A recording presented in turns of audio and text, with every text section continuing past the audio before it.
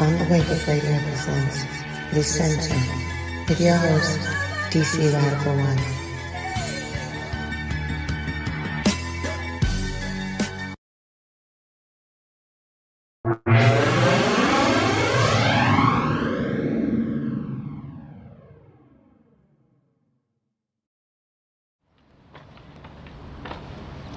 Now, we're going to go and talk about AIPAC. What is AIPAC? The American Israel Public Affairs Committee, AIPAC. What does AIPAC do? AIPAC is the gangster with a whole lot of money that says, I'm going to buy you and pay you money, and you're going to make decisions that I want you to make. You're gonna do as I tell you, because I got my hands in your pockets. And they attached to people like Jeffrey Epstein, who take videos of the people that are supposed to be our representatives, and as they take those videos, they hold them hostage and say, vote as I tell you to vote. Do as I tell you to do. Has anybody watched the videos of the kind of murder that they're doing to the Palestinians? Raise your hand if you've seen any of the videos. Raise them high so I can really see it. Alright, so then y'all will know. People who haven't seen it, it's gonna sound like I'm exaggerating. I need you all to confirm what I'm saying is true, that the ones that have seen it. I'm black. I don't even like Arabs, I'll keep it real. I mean, I have a history as an African with the Arabs. I ain't gonna lie, man. Arab or no Arab, man, what they doing, it's men walking around. I ain't never seen that like that, to be real. They're holding their child, full body, and the body is jet black, burnt, and it doesn't have a head. And he's like screaming and crying for his child. Who's seen the stuff that I'm talking about? So many things. They have children walking around with their face, half this part of their face is just hanging like to here. It's like, I can't describe it. It's like the face is off. And it's like one half of their face is there and the other half of their face not there. And the child is sitting there trying to, they can't scream because they don't have, you see burnt children. Like they go in and burn them and you go and they're showing the people there's just nothing but, you can tell us, you almost think it was like an animal, but you can see the features of a child. Right. The kind of genocide, like they're playing games where they tell them, come here for food. And when they come there for food, they start picking them off and shoot them and kill them. But they're filming it. So if you get on the channels to see the stuff, it's so horrific. I'm trying to think. It will remind you, we've seen the lynchings of our ancestors, right? Without sanctuary. Imagine taking without sanctuary and actually seeing it while it's happening, while they're lynching somebody. But not just the one person in the picture, the whole book at the same time on the same day. We looked in the past, 1972. I was born in 1973. I'm almost 50 years old. I'll be 50 in December. A year before I got here, they must have known I was coming. They said, let's get this thing out here now before you get here. They did what's called the Gay Rights Platform of 1972. This is just official document, sharing information. If you read, go look it up online for yourself. They're making it difficult to find. I don't know if people have been noticing this, but things that you used to could easily go and put it on the internet and find them, you can't find this stuff no more. I mean, there's a bunch of stuff you can't find. But I'm gonna bring your attention to just one. It's a bunch of stuff. All of it's aimed at children. Sex education for children, adoption, gay adoption of children. But there's one that's most important for what we're talking about today. And they break it down from the federal level and the state level. On the state level, they say every single state, they want laws repealing all laws governing the age of sexual consent. I'm gonna say that again. They want the repeal of all laws governing the age of sexual consent. Meaning a newborn baby, they want it to be legal to have sexual contact with a newborn baby. What year did I say? 1972. That's 51 years ago. Fast forward 21 years from then to 1993. In the interest of producing that result, they had right downtown, 30 minutes, not even 30 minutes if there's no traffic, go right up here East Capitol, go all the way up the road, you run right into it.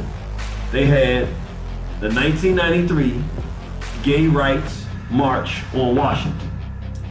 Let's see what that was about.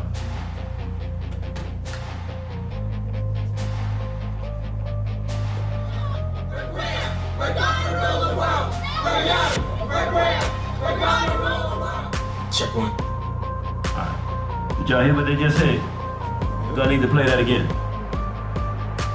He said, don't play it again. He said, no, thank you. All right, I want to do this again. They said, we're young, we're queer. We're going to do what? We're going to rule the world. Now remember, 21 years before that, what did they say that they wanted for children? Repeal all laws governing the age of sexual consent. They want to have sex with children and make it totally legalized. 21 years after they said that, they said, we're young, we're queer, we're going to rule the world. That was in 93. This is 30 years after that.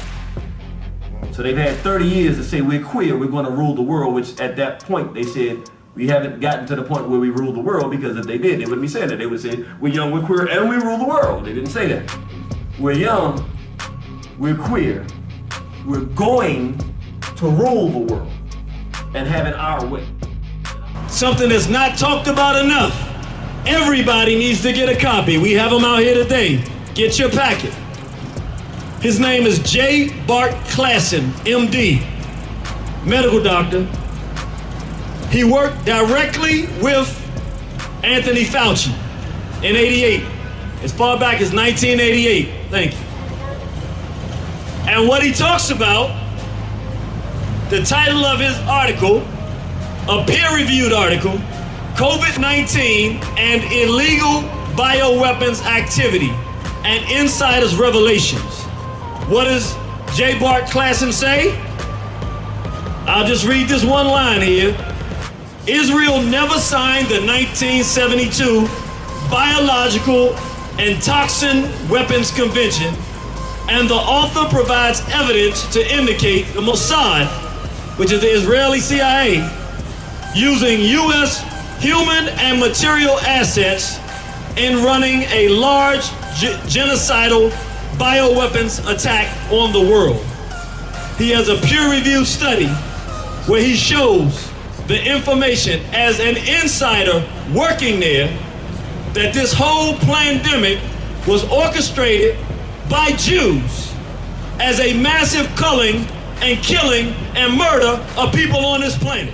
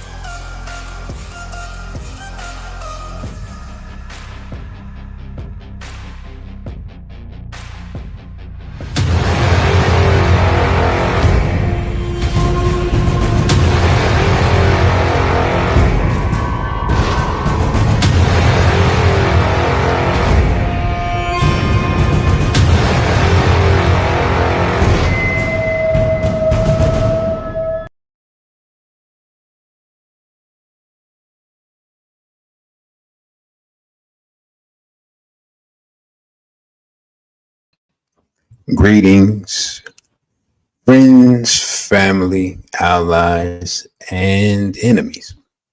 I'm your host, DC Radical One, and welcome to the Center. Shout out to our wonderful producer, Cindy Ashby. You can check us out on SoundCloud, YouTube, iTunes Podcast, Google Play, Stitcher, Spotify, and iHeartRadio at On the Wake Up Radio. That was the advertisement for our Irritated Genie Lost Tapes, which tonight will serve as our intro for our brother who will be on shortly. So let me say this quickly. The first hour, 15 minutes or so, hour and a half, I'll be asking the brother, he'll make his announcement, and I'll be asking him questions. After that, we will take a break for some advertisements, and then we will take questions from you, the audience. Those questions, if you want to be sure your question is asked first, or that we actually get to it, you can either put in a super chat, or you can cash app to myself, DC Radical One, as I find the banner and put that along the bottom. So this is how that will work. Let me greet everybody who has come in. I saw a lot of people come in. Greetings to Queen Mother Earth Doula, BB4, the brother Elijah, Straight Black Pride to Nataru Kemet. Greetings to Sister Neff, BB4, to brother You Got Ripped Off, BB Toomey, the brother Safo, BB4, to John Public. Greetings to Sister Asha. Shout out to Sister Asha for making an Instagram shout out for this event. Greetings to Sister Simone and Straight Black Pride, the Standing on Lineage Business, and BB4, brother Kevin. So, with no further ado, I'm going to bring our brother on. Brother Jane, you ready? Give me a thumbs up. All right, the brother is ready. Bring him to the stage. Now, that's not how I wanted to look. Hold on. That's not right. That's more like it. I should just make the brother bigger, because really, he's the reason for the season. How you feeling today, brother? Feeling good. I'm feeling good. Fantastic. Glad to be here. Of course, we're glad to have you. Now, you have what I think, personally, is a monumental announcement to make. And some people may know, and others may not know. So I'm just going to let you make the announcement, and then we'll get to the question part. So, yeah, just speak to the people, brother, and I'll be here listening. Okay. Well, brothers and sisters, I have what I think is something actually even myself, if you'd have asked me from the 90s till maybe 2025, earlier this year, if you'd have asked me, was it this year? Yeah, this year, if you'd have said something like this, I'd have said, no, it would never happen. But you've been following, for the brothers and sisters that have been following for some years, I think once we explain how it came about, I hope we get a chance to do that on the day's program. You'll understand better. I am running for Maryland State Senator.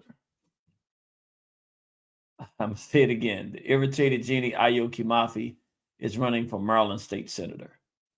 Now, why is that so monumental? In addition to who you know me as and who you know me to have been, it would be interesting and just a huge shift from what we've known for me to go into politics, if you were. So if Ayo Kimathi went into politics and went for a political position, that would be a huge jump. This is a bigger jump. The Irritated Genie is going to a political position. known as Ayo Kimathi. In other words, I'm not changing to go into politics. There's some things that a state senator can do, and there's some things that are going on in Maryland, and not just Maryland, around the country, all in line with what we've been talking about for many years. There's no more war on the horizon. The war is here. And there has to be a way. We have to start making decisions on the chessboard. The chessboard is being moved on, and all we are is on the dinner plate right now. So the decisions I've been making, honestly, since 2020 have all been chess moves on behalf of African people. Most of them you don't know. I don't talk about them. But it's in the interest of African survival. This one is a major, major, major decision for me.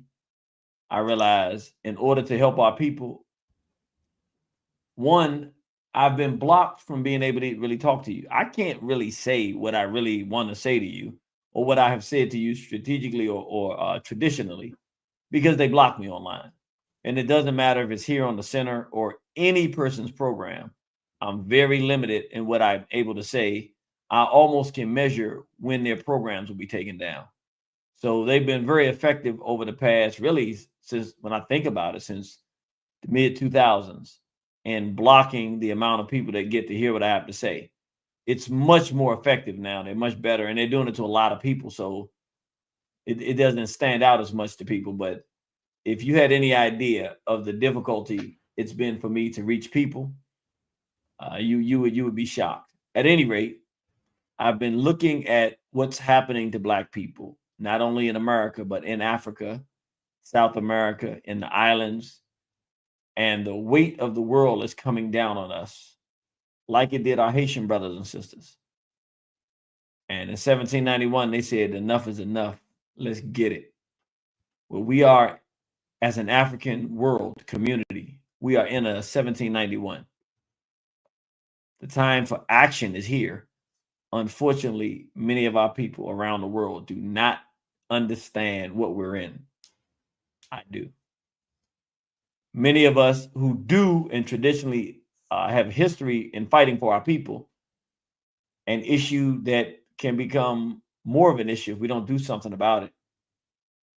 Many of our people are on yesterday's battlefield. That's not an insult.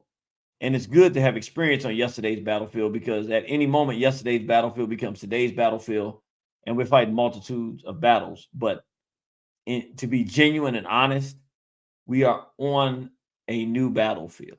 We're on a modern battlefield that requires sophistication and understanding of what it will take to make sure that we successfully survive the 21st century. And with all of that said, I'm taking a political position in Baltimore as a senator, but really for the state of Maryland.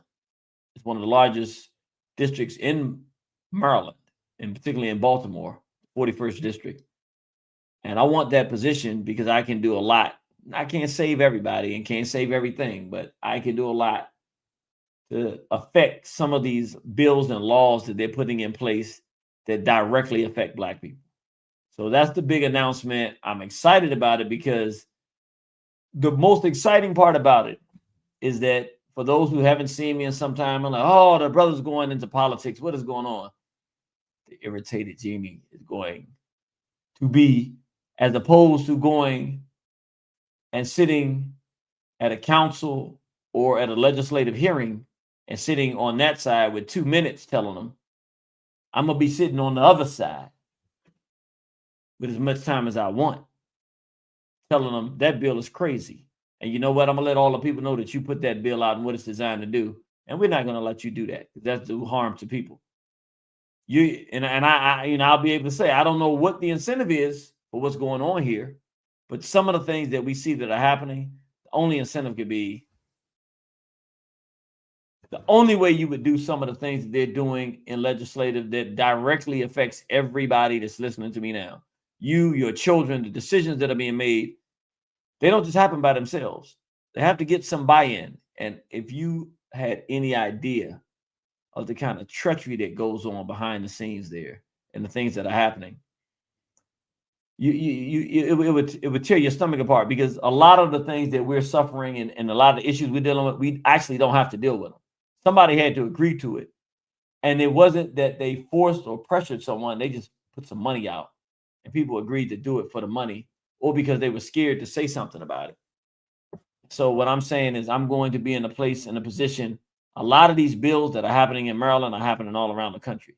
A lot of the things that you see in terms of the prices and taxes going up, your electric bills going up, the way these things happening, the way they're happening is not by natural process. We are in a situation where the Black community is being strangled. I'll just give you one example so you can understand the kind of things we're facing. And I know it's a reality in Baltimore. They actually, it's so known now that they're doing programs on it. They're talking about it publicly, have been for a few years now. But this is happening in Black communities around the country. I want you to hear me. You be in the 41st in Baltimore. You live in a community that's predominantly Black. Similar houses, similar homes to, of course, a community that's not Black, predominantly white. Now, here's what's interesting.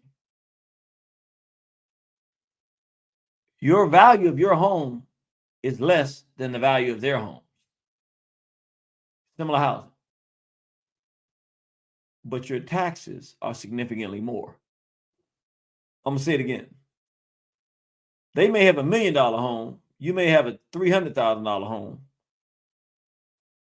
But dollar for dollar, based on the percentage average, you're paying more taxes than them. So literally, not that we should be surprised, Black people are overpaying in property taxes and losing their homes because of taxes.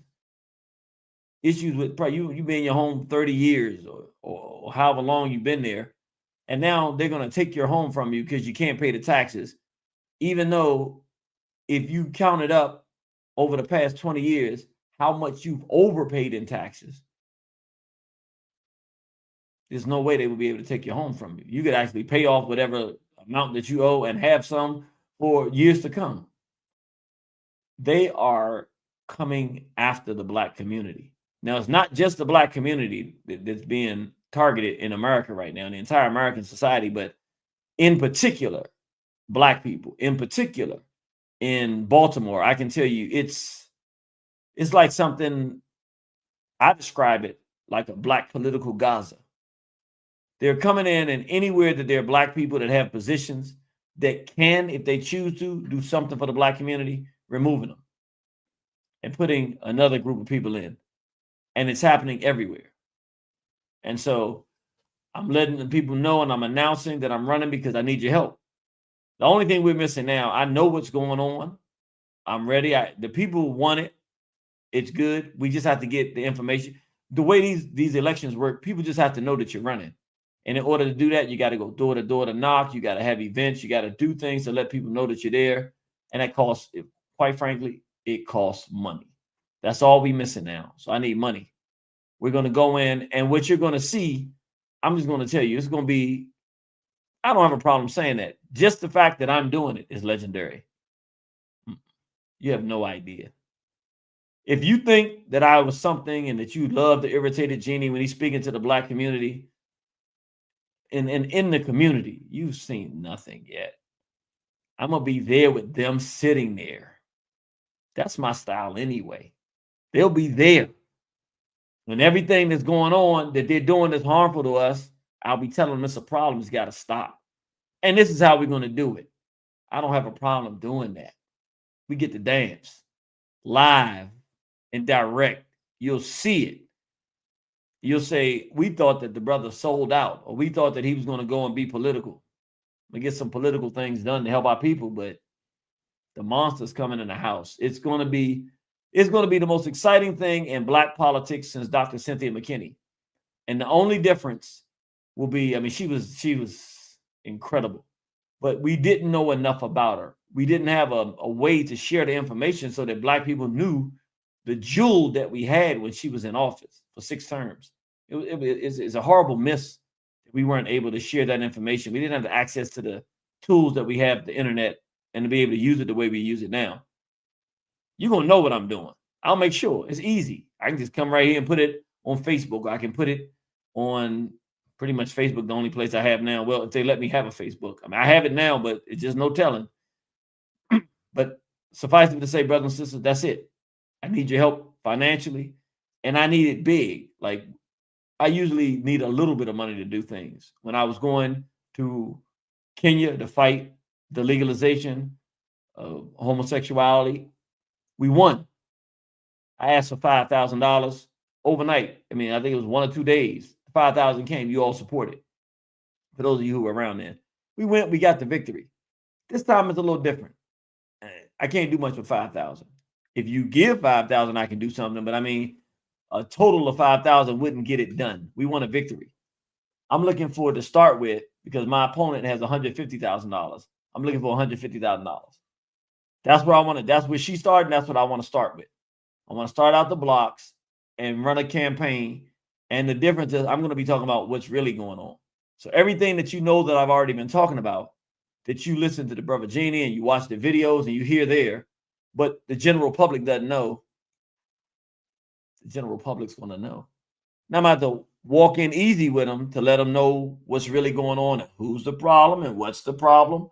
But this is not a nice guy game. And I'm not changing up. I'm not changing styles. I have to do a little bit differently, but it's going to all end up with the same thing. We're going to bring what we do in our community to the fore from a political platform so it'll be heard. I'm excited about doing it. I'm not afraid to do it. I like the fact that I'm doing it because my ego would tell me I'll never do politics, and it has. I've never wanted to be a politician. I'm not going to be a politician, but I'm going to be political and able to get some resources to help our community. So I want to tell you where you can support. Ayo Kimathi 41.com. Again, that's Ayo, AYO Kimathi, KIMATHI.com. If you go there to ayokimathi.com, you'll see a donate button. Takes you right to the campaign. We got the bank account set up. We got the campaign. We're ready for the donations. I need them. I'm not going to stop asking. I feel comfortable. I normally, I don't ask but once or twice because that black male ego says, don't keep asking. I don't want to ask anybody for anything. It's different now. I'm trying to get $150,000. We're going to get it. We're going to get it. I need your help to do it. And we're going to run a campaign, and it's not going to be like anything you've seen before. This is not, all right, my name is, nah. The issues confronting the black community that we have been dealing with are the same issues we've been dealing with. And we're going to bring them to the fore and now move in. I get the position of state senator, and my objective when I get that position is to push legislation that directly supports and improves the condition of our people in Baltimore and the 41st. And honestly, it won't just help our people there. You already know the things I do. Yes, it'll be immediate for Maryland and in particular, the 41st, Maryland in general, quite frankly, as a senator, but it's bigger than that. Because I'm going to be pushing the same things that your people who see what I'm doing in your community are going to have to say, we can do that here too. Why can't you? We're in a predominantly black area of Fort Lauderdale, or we're in a predominantly black area of New Orleans, or we're in a predominantly black area of Brooklyn, or wherever we are. Why isn't someone doing what this brother's doing? We can do that. It can be done. Why not? Why aren't they making us aware of what's going on and talking about the real issues confronting our people, putting it on the table, and then doing something about it in a position of power? Let's go take some power. That's what this is about. So again, I'm going to ask you again, ayokimathi41.com. The maximum that you can give in this run for one candidate is $6,000. So if you go there and you got the $6,000, go ahead and give your $6,000. Can't ask you for any more because you can't give any more for this run. But you can give up to $6,000, so you can give as many times as you want. If you can give $1, then give $1. We appreciate it. I'd like the $6,000 though, because this money is going to be used. And if I'm not mistaken, because I've seen it in the past, don't worry. I'm going to let people see what we're doing because I'm excited about what we're doing. But you'll see it, because if I don't send it out to you and they block me from putting it out, you'll see it on the news. We're really doing a real candidacy, and I'm still the irritated one. I'll be going by Ayo Kimathi, of course, and I might even smile. They say that people, when you need to vote, people want to see somebody who's a smile. So I've had to figure out how to smile. So if you see a picture with me smiling, don't you sit out there and make fun of the brother. I want you to hear that. I'm gonna snap at you if you do that. Don't you dare do that. Yeah, I had to take a picture with a black suit and a tie and smile. Because I can do that. I can change the costume if that's necessary. It's the uniform for the battle. I do that from time to time. I'm still the same person, fighting the same battle for you in a different platform. It'll come off a little bit differently, but it'll actually be a lot stronger, and you'll hear it a lot louder, and it'll gain momentum. Because quite frankly, as a race of people in this country, let's be honest with ourselves. We need some momentum. We need some excitement. We need something to rile us up, to get us to look at what's going on and do something on our own behalf, even to see what's being done to us. We got to be active to see it. And I'm gonna light some fire under our people. So I ask you to support. Again, Ayo Kimathi 41.com. I'll be asking for support from now until June. The election is actually in June, but now is when the process starts, where we go around letting people know I'm in. And then the last thing I'll tell you, you say, well, who you running against, brother? Well, take a wild guess. I was going to get to that, brother. I was waiting for you to get to that. I was like, I'm gonna hold on. I'm gonna see. Just just let them know who she is. Don't tell them everything, because after you just say her name, I'm going to play the clip so they can see what she's been up to. So just let them know who your main opponent is. Okay, so I'm running against an Orthodox Jewish woman, Sephardic Jewish woman named Dalia Attar, who is now state senator. And quickly, brother, how did she get to that position? Because I'm sure the people are going to want to know, how exactly was she elected, or what was the process that took place? Okay, so in the 41st district, he's over 60% black and like 23% white. So in order for, generally speaking, it's a position that black people hold. There was a sister named Jill Carter who held the position of state senator of the 41st. Sister Jill Carter stepped down, and everybody expected there's a brother, Malcolm Ruff. He was an attorney. He's an attorney. And people expected him to get the position. And when she stepped down, they had a 5-person panel who made the decision of who would go in. Everybody assumed it would be Brother Ruff. Nah. 2 of the black women on that committee of 5 to vote didn't vote for the brother. Instead, they voted in the Orthodox Jew, Dalia Attar. All right. So I'm going to play a clip that's going to, I'm going to put it, will be the intro to who Dalia Attar is for our audience. So I just need y'all to just pay close attention. Following a scandal involving a Maryland state senator allegedly blackmailing a former political consultant. Now, as we reported yesterday, State Senator Dalia Attar is facing federal charges along with her brother and a Baltimore police officer. WJZ's Ashley Paul is digging through more from the newly unsealed indictment. She joins us now live with the details. Ashley, good evening. Yeah, hey, Nikki. Well, according to that indictment, State Senator Dalia Attar conspired with her brother and a Baltimore police officer to threaten to expose a political consultant for sleeping with a married man, even going as far as to allegedly catching the 2 in bed together on camera. But tonight, the senator maintains her innocence. Maryland Democratic State Senator Dahlia Attar, who represents Baltimore, sending a statement to WJZ that reads in part, quote, "I would never do anything to knowingly jeopardize my constituents' trust in me," end quote. Yet tonight she's facing charges for allegedly working with her brother Joseph Attar and Baltimore police officer Calvin Finkelstein to silence a political consultant in 2022. The federal indictment, unsealed on Thursday, details the lengths the three allegedly went through to communicate a threat to injure the property and reputation of that consultant to prevent her from engaging in any act or speech that could negatively impact the election campaign, end quote. According to the indictment, the consultant, listed as victim 1, worked on Attar's 2018 campaign, but the two had a disagreement and parted ways. WhatsApp messages detailed in the indictment show a message written by Attar concerned the consultant was going to, quote, "screw me badly" in the upcoming 2022 election. The indictment alleges the consultant, who has dual citizenship with Israel, was staying in an apartment owned by Finkelstein's family back in January of 2020 when Joseph Attar and Finkelstein planted recording devices disguised as smoke detectors. The cameras allegedly captured the consultant in bed with a married man. The indictment goes on to show many messages that point to the three blackmailing the consultant with the video, including this one allegedly sent by Joseph Attar in June of 2022, reading, quote, "You gain nothing by making the wrong decision, and you lose a ton by making the wrong decision. Do the right thing," end quote.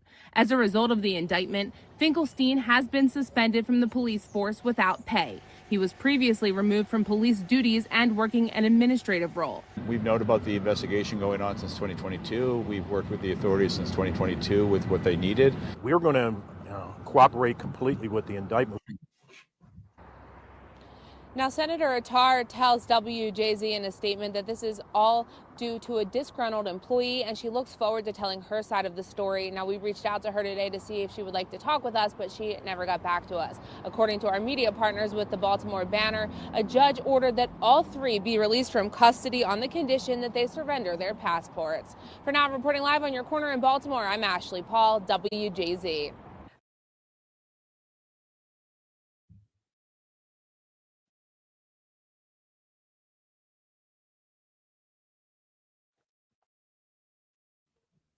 So, brothers and sisters, y'all see the type of corruption that is going on in Maryland, and who's currently representing the people of the 41st district. Now, I'm gonna just say this: do the people in Baltimore, in Maryland, in the 41st district, is this the type of representation that they deserve? A person that has been indicted for some very Jeffrey Epstein-like behavior, spying on people. You got cameras and people in smoke detectors. Like what was that movie with Will Smith back in the day, brother? Enemy of the State. Mm-hmm. Yeah, you got some enemy of the state action, some Jeffrey Epstein action, and this is a person that's a lawyer, so they know this is not legal. They're working with the police. He should know it's not legal. so I mean, it's really unbelievable. And brother, tell them when you found out this information or when this indictment came down, because when you sent it to me, I could only laugh. You know, I take it as a message from Amen. Or like the ancestors are saying, look, don't second guess whether or not you're supposed to run. I went down to file. None of this was public. Nobody knew anything about this. I knew that she had taken that seat. I didn't like that. And it was inappropriate how it was done. But that was on Wednesday when I went to file. And I went to file. And I'm glad that I said, you know what? There's no reason to hide it any longer, because I wasn't going to. The people wanted me to ask for money for a long time. And I was just point blank, I'm not going to ask for $1 until I filed, and then I can tell people it's time to go. I don't like to ask for money anyway. So until I'm filed and it's there and the money and we got everything set up, I'm not asking for anything. So I filed on Wednesday. Everything was ready. Let's go. Let's get the money. Let's pull it in. Let's raise some funds. Let's take this seat. That was Wednesday. I go to bed Wednesday night. Before I do, I'll send out a few things. I'm sending out on Facebook. Hey, running for office, brothers and sisters. I know it sounds interesting. We're gonna make the announcements and let people know, but just letting you know, here it is. You can support the campaign, put it out, go to sleep Wednesday night feeling good. You know what? This is major. Get up Thursday morning. I got texts on my phone. She's been indicted the next day. Well, it came out. That's when it became. They kept it quiet. Nobody had an idea. She had been arrested, indicted. All of that had happened. No one knew. Even people deep in Baltimore that know everything that's going on. They kept this thing mum's the word. The very next day after I filed, it's all over the news. And that made me feel good because it said, you're doing the right thing. That's the message. These folks are into some bad stuff. And somebody's got to step up and be into some good stuff. And politics has never been my thing, but it's going to be my thing. At least long enough to do something to benefit Black people. And I'm going to keep doing things. Y'all know I don't stay in one place. Whatever needs to be done, I do it. But for right now, this is the spot I can take. And it's for the taking now because she doesn't deserve that position. It shouldn't have it. Brother, let me ask you, because I've watched it, but other people who haven't seen you on the scene, they're not sure what's going on. Break down your evolution towards this move, which I would say comes really started with the pandemic. Just let the people know how you evolved towards this situation here. Do you want me to do that? You want me to start with the pandemic? It's good that you give me a starting point. That'll help. So that's where you want me to start with the pandemic? Yeah, I think that's a good place to start, unless you have a better starting point. That's fine. So if we want to start with the pandemic, I'll go back to how that happened for me from my vantage point. If you remember, you know what? I'm trying to think.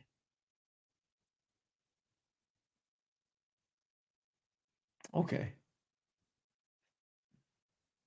I'm going to say this part just because this is just part of the story. I don't know how many people know this, but here in Maryland, you can look this up right now. In 2019, August, Fort Detrick, Maryland, which is the bioweapons lab, U.S. bioweapons lab base, the primary one in the United States of America, the most well-known one anyway. They came out publicly, and originally, the way I remember them saying it, they had a leak. It quickly changed from a leak to it wasn't safe and things weren't being protected properly. So they had to shut down Fort Detrick. So I want everybody to remember that, August 2019.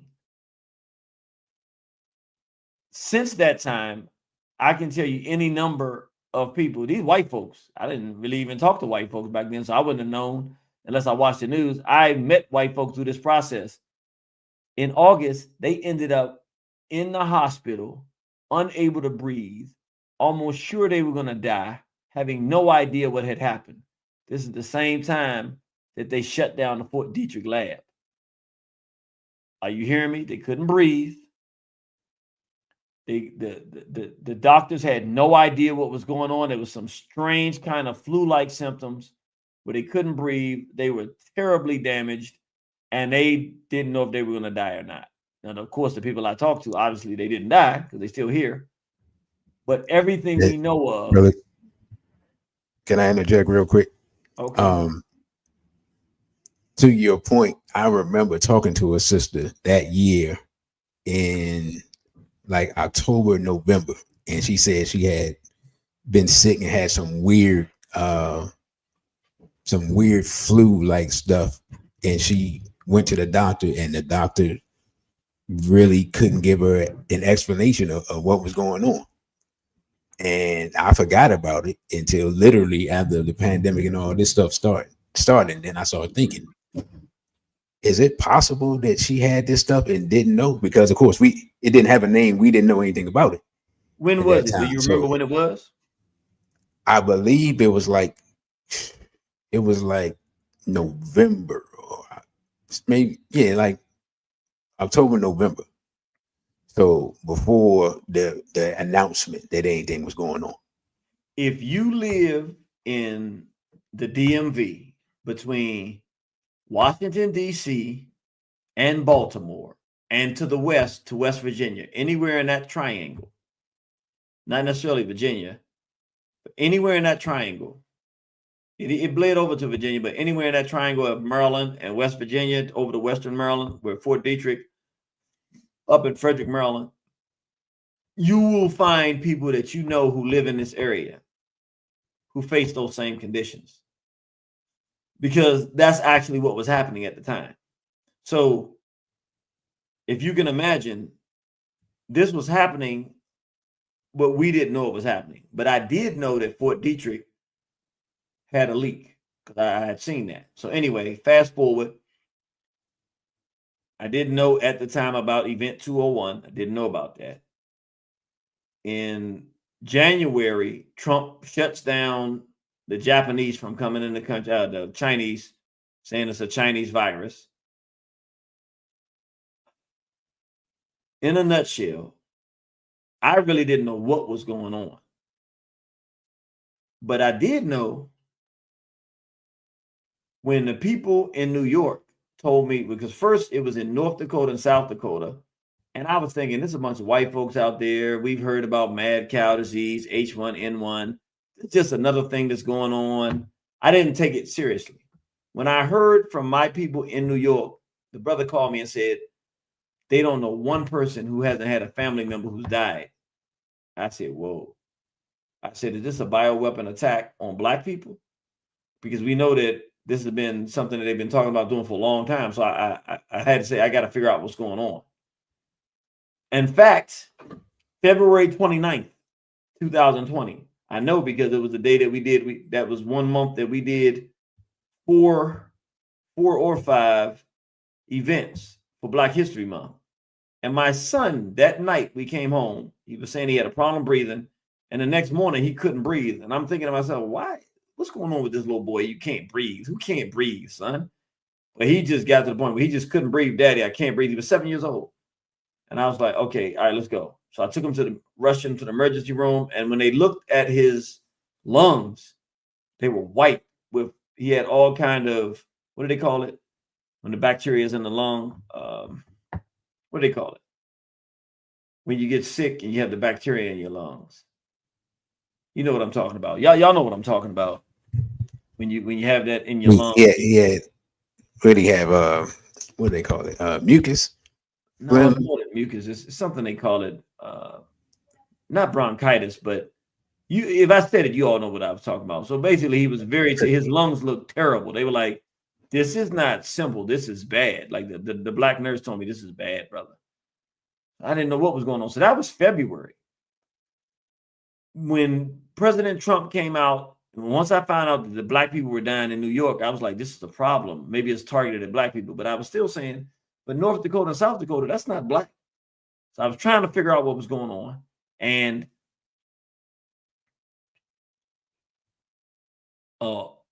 Trump came out and Trump said, hydroxychloroquine, let's try it. And I never forget. Fauci had this look on his face like, that's ridiculous. We're not going to do that. It doesn't make any sense. And I remember Trump saying, well, let's try it. Let's give it a shot. It's inexpensive. Let's try it. And I remember this sister who was from Detroit, who was a Democrat, hated Trump, but she called and told people, listen, I was dying. And so I got my husband to go to the doctor. We had to fight. My husband had to fight till they finally gave him hydroxychloroquine, and he gave it to me and I lived. So I want to thank President Trump. It worked. And I remember that going, well, if it works, why don't we just do this and fix the thing? But it didn't happen. So I was still trying to figure out what was going on. And finally, it hit me. There was a white woman in New York. And she came online. I don't know which one of the social media places it was. And she was crying. And she was a nurse. And she was talking about she was in a hospital in New York and they're murdering black people. They're killing black people.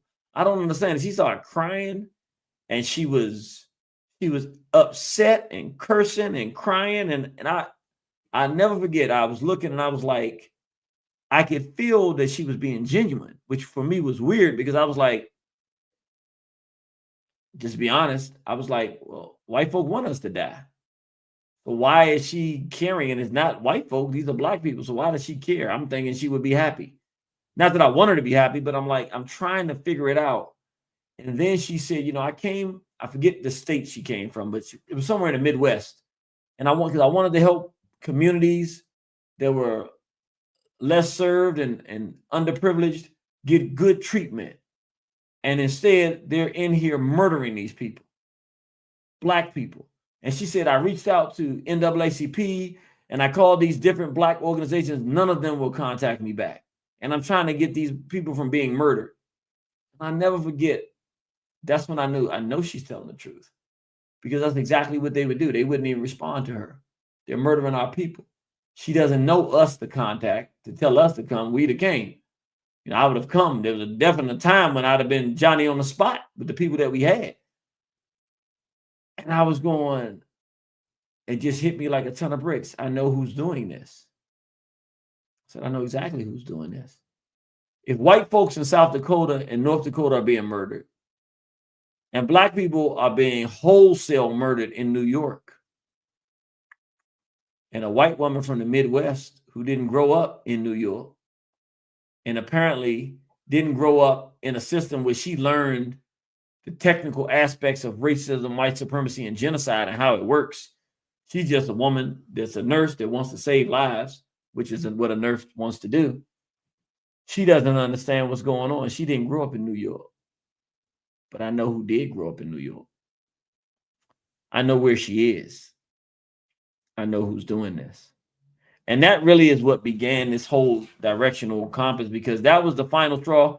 I had realized before that with what I saw happening from this group, that we were going to end up having to work with white folks, not because they're our friends or they want to help us, but in order not to fight them and be in war with them, we're going to have to deal with these problems. And they're not exactly coming from white Gentiles. I mean, they are. We still have problems with white Gentiles. None of that's changed. But there's a problem on the rise, and they're exterminating people. And when that happened, that's when I went to the next stage and said, okay, I got to look at this differently now. I went about the process of alerting black people what was going on. But then I also had to say, I'm different than everybody. I got to talk to people about who's doing it. I got to do it. There's no reason not to now at this point. And to take a long story and make it short, because it would become a long story, I'll say this. I realized people have to start talking about this group because they're about to go bonkers on the planet. Now that they've done this, their ego is going to go worse than it has been. They're in the stage of genocide and massacre on the planet. And I said, I got to do something about this because I see it. Nobody else can. Who else is going to do anything? So I said, okay, I have to make sure that the conversation changes. They're going to be the topic of every conversation. I decided that in 2021, when I was fighting it, when we were fighting around 20, I said, I'm going to find a way that they will be the topic of conversation on this planet, because they are the topic of conversation, because they're going to kill all of us if we don't stop them. And suffice it to say, from that point, I moved further. I started going because they were trying to, so many bills in DC. There was a bill, the minor consent to vaccination law. I want y'all to hear me when I say this. DC passed a law for children in school in 2020. The injections didn't start until 2021. In November of 2020, they passed a law. Every child must get an injection in order to be in school in Washington, D.C. That means that they haven't even been tested. It's not even been a year since 2020 when people got sick. It hadn't even been a year yet. And they've already passed a law mandating that you take an injection that's new and nobody even knows what the injection is. Hadn't been tested. Can't be tested. It's not even out yet. They passed a law before the injection actually came out. Those same usual suspects, you would imagine, run the DC Council, and a bunch of black folks sitting around the counter looking like you and me. A bunch of people looking like you and me sitting around the counter made the decision that we were going to be the guinea pigs and all of our children were going to get these injections. And so we fought that tooth and nail. And it was during that time I said, these folks that are doing this, it's nothing can be done if they're not identified. We all will just be fighting each tree branch just going instead of hitting the trunk of the tree and pulling up out its roots. I said, we're in a lot of trouble. So I said, okay, I'm going to ensure that the primary conversation on the planet is going to be about them. Everybody's going to be talking about them. There's no way around it. And so I started the process.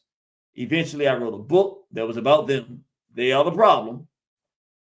I began to put that information around and get that word around. And from there, I began to go to different hearings in DC and Maryland and different places where they were trying to force inoculate children and force miseducation and sick, perverted education in the school systems. And I was like, I'm looking around and say, where are the people to fight this? And there were some white folks in Virginia fighting it, some white folks in Maryland fighting it. I ended up meeting some of these white folks, talking to them and realizing that it wasn't all white folks that were on board with this. It was a specific group, the usual suspects. They don't want their children learning about Jane is John and Johnny is Jane and all this kind of stuff. They're not in favor of that. It's happening to them just like it's happening to us. And I said, I know who's doing it. And in these discussions with them, what I found out, they're scared. I'm just telling the truth. When I tell them who it is and we talk, they know it's true. They scared out of their minds to say it. They don't have the courage. So I'm like, wow, I thought I was going to let the world know and people be talking about it. I said, no, it's a bunch of cowards. I'm going to have to talk about it. I don't really want to have to do that. If you let people know, they should take the, but that's not going to work. At any rate, I began to continue to go and learn how do you sign up to testify at these hearings. And I began to testify at them. And I became almost, I don't want to say a star, but when I would come down to one of the testimonies, some of the and these all, it was universally white folk, to just be quite frank. It was white folk. They were like, oh, we glad you're here for this one. I can't wait to hear what you got to say. Now, they weren't as direct as I was, but they were there fighting for the right things. And I just come up in there and I was me. In fact, we have a Rumble channel now that just has a lot of the different testimonies I did. So you can see I'm not just talking. Some of you have seen some of them. Some of you haven't. Go to AK 41st, AK 41ST, AK 41st on Rumble. And once you find that channel, it's just a list of my different hearings that I've done testimonies. So as I was doing those, I wrote the book. I said, I got to let people know this is the only conversation people can have. I started realizing that with my understanding and breadth of what's going on, and now seeing that it's coming through the legislature and seeing how they're taking total control of the legislature and that they're driving what's happening, I said, okay, I have to take a different approach with this. I got to do more. I have to do more because I got to be the one writing the legislation. I can't be, oh, I'll tell you what happened. One of the legislative hearings, because I got to the point where they literally got ridiculous, making laws that basically said, if you say something about a Jew or harm or say something about a Jew, it's a crime. And I was like, no, wait, hold up. I went in directly. We don't want any protected Jew bills. I'm going to just be honest. You got to protect all the citizens of Maryland. I'm like, we don't want to protect the Jew bill. That's ridiculous. All you're talking about is Jews. How you going to have your special bill to protect you and all the rest of us don't have bills? The crime's happening in our community and you got a special protected Jew bill. I was like, no, we're not doing that. And it got to the point where they were trying to penalize Maryland citizens. I can't make this stuff up. It's all public information and it's all video. So they got to the point, this is how bad it got. They were having a bill that essentially would say, if anybody comes on YouTube or any other platform and says that, essentially, this is what it boiled down to. Hey, they cheated in voting in Maryland. They would classify it as false information about voting in Maryland. That each incident would charge the platform $10,000 and all kind of things would happen. It's like, what? So now your First Amendment is abridged because now companies are supposed to police you from saying, hey, these electronic voting booths are not working well, or something went wrong. Somebody got in office and it didn't happen right. It's inappropriate. You can't say that anymore. I mean, literally, they're doing this. So, of course, I went to testify. And again, this is all video, so you can watch it for yourself. When you see it, you wouldn't believe it. I went to say, we don't want this because Jews own the media. And I began to try to go down the list and say who owns what. And I didn't know it at the time, but we got the video. So when you see the videos in it, there's a white legislator. Are y'all hearing me? The white legislator sitting behind me. It's the black woman that's the chair of the committee. She telling her to stop me from my 2-minute testimony, that I no longer have the right to the First Amendment. I couldn't make this up.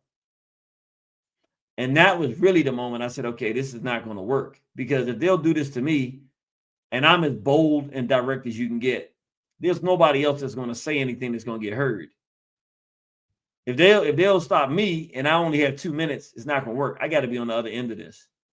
The people have to know, and there's no easy way to do it, because they're doing legislation here in Maryland to prevent you from doing it on the internet. That's why I was fighting. So I was like, how are people going to know what's going on? They're not going to know. You can't go to door with every single incident that's occurring. It's not going to work. I said, no, we got to do something different. I said, okay, I got to have one of those positions. And the last part I'll tell people, and it's crazy. Would you believe that group that we're speaking of, I spoke to over 15 different legislators off the record. Would you believe that group came together? I'm gonna tell you, these are black and white, and actually not just black and white. There's different races there, but I'm not going to say, what other race, because not a whole lot of other people. It's mostly black and white. Dude, all the legislators I spoke to, they all told me the same. I couldn't believe it, because I'm talking to these people like, what's going on here? And I talked to them on the side, and I talked to some of them. They all came together, that group, and said, we no longer want him to be able to testify. This is real. This really happened, brothers and sisters. So I said, what I'm saying to the people is so important. And this is legislation that's happening. They don't want my voice to be heard. I said, okay, I'm going to take one of those seats then. And then the people are going to hear this. And when you find out the things they're doing, it's one thing me saying it to you here.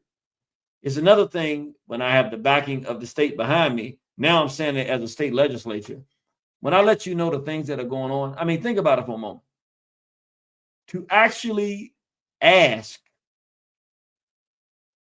a legislative body to prevent a private citizen from exercising the First Amendment to the Constitution is the request that they commit treason. What kind of position are you putting people who are supposed to be protecting the Constitution in to request that they commit direct, unadulterated treason? I mean, there's no other word to call it. It's treason, sedition.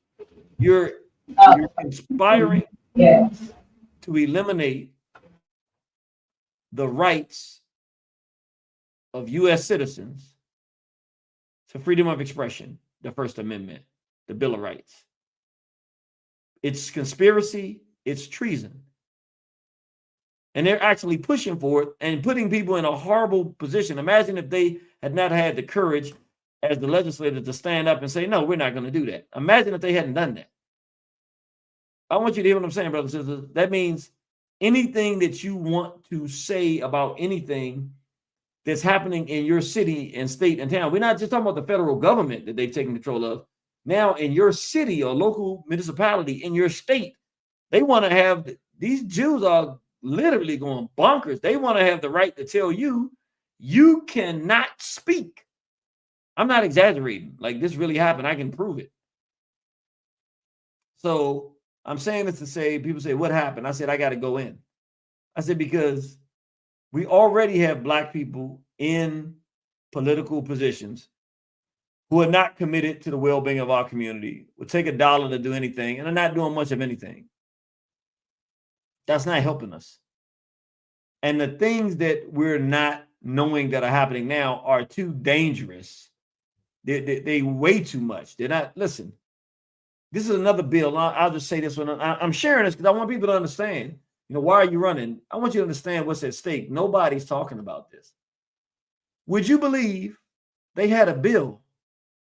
I couldn't believe that they were doing this.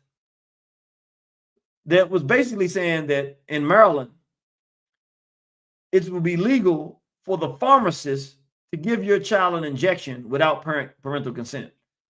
So in other words, let's say you got a 3-year-old and they're walking around with your 8-year-old child and they're walking around in CVS trying to go to the place to get some candy. I don't know how they would pull this off, but the pharmacist would have the authority to legally inject your child. You wouldn't know. I want you just to imagine that. I mean, the law would afford them that right to do that, which means your child could technically go into CVS, Walgreens, Giant, wherever there's a pharmacy, and get an injection 10 different times, and you don't know that they got any of them.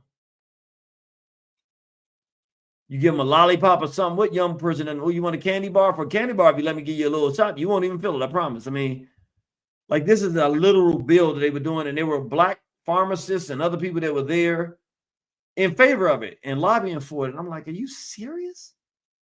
You all want, you're a pharmacist. You're not a doctor. What are you doing giving mRNA injections, bioweapon injections that you call a vaccine? Even if you want to call it a vaccine, why are you doing this? I'm hoping I'm not going to get your channel shut down, but you asked me a question. I forget. This is why you say, why haven't you been on the brother's program? I don't want to get his program shut down. I don't want them to pull it. So, hey, brother, look, listen, let's just be realistic here. This is what we signed up for.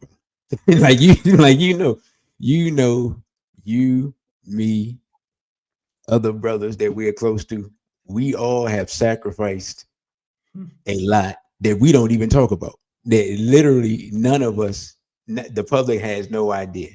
So it's par for the course. I mean, how can we even complain? We're not Fred Hampton, right? We're not Huey P. Newton. You know what I'm saying? We're not getting shot, then locked up. You know what I'm saying? Mm-hmm. We suffered some economic hardship? Absolutely. Have we lost some positions and some prestige and some things like that? Absolutely. But are we in good health and strength? Absolutely. So, I mean, they're going to do what they're going to do, and we're going to do what we're going to do. So, before we take this break, brother, I just want you to talk about, because in the Lost Tapes clip, you talk about AIPAC. I just want you to let people know what AIPAC is and the influence that they have, at least that we know they have on the congressional level, on both sides. Just let them know about that situation so they understand the current state of the American government. Yeah. I'm not gonna give the standard, appropriate, correct answer. I'm gonna give the real deal Holyfield. What are we really dealing with? You have a Jewish group that lobbies on behalf of foreign interests, in particular the interests of what they call a nation called Israel.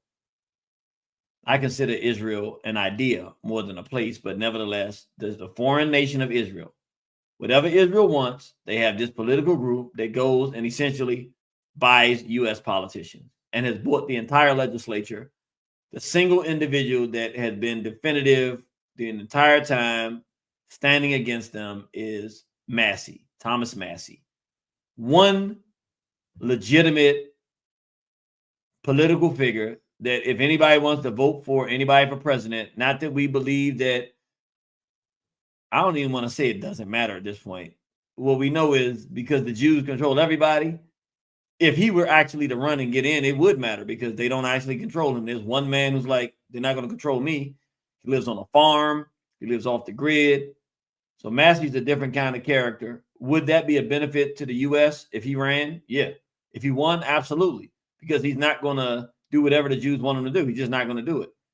Would they likely do what they did to Charlie Kirk and try to assassinate him? Yeah. I mean, they assassinated Charlie Kirk.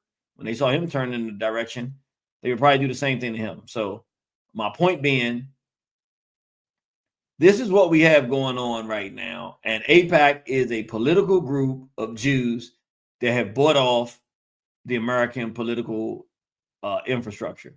They completely bought off the legislature. The laws that they want to get passed because they control what the legislature does because they own them. So Jeffrey Epstein owned them on the blackmail level and extortion level with tapes of them doing abysmal things you can imagine. And the ones that aren't owned that way are owned financially by AIPAC. They pay for their campaigns. If they don't do what AIPAC wants them to do, then AIPAC finances somebody to run against them and usually wins. They've lost against Thomas Massey, but they put the sister in Chicago out. They put the brother in the Bronx out, in Brooklyn out. I'm sorry, in New York. So these legislators, if anybody says anything that the Jews don't like, they go to AIPAC and say, this is a political figure. Get them out of office. And they get them out of office and they don't fund their campaigns. That's AIPAC. Now, brother, I wanted to ask you because you mentioned Dr. Cynthia McKinney, and I played clips of her talking about these lobbies. Was she like one of the early victims of the AIPAC political, in essence, political assassination, and we didn't even realize what's going on? Can you tell us what you know about that? In or about 2006.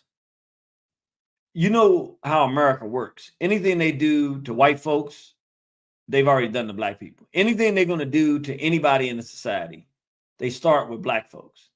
They meaning whoever's in power at the time. We are the guinea pigs for everything they're going to do. The electronic voting booths that when they stole the election from Trump in 2020, that wasn't the first time it happened. Dr. Cynthia McKinney in 2006 was the testing, I don't want to call it dummy, but the testing dummy, hey, we're going to test this strategy of stealing elections on a black woman who we can revile, make seem like a revile person and abuse her reputation through the media because we own it. Dr. Cynthia McKinney, that's what they did. And then we'll steal the election through these electronic voting booths.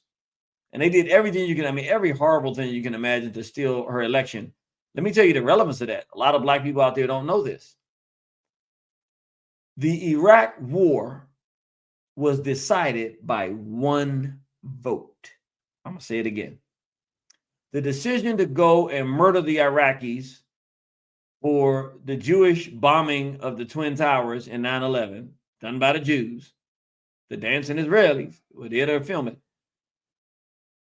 The decision to go and kill Iraqis for that, they weren't even accused of doing it, but the decision to go kill Iraqis was made by one vote.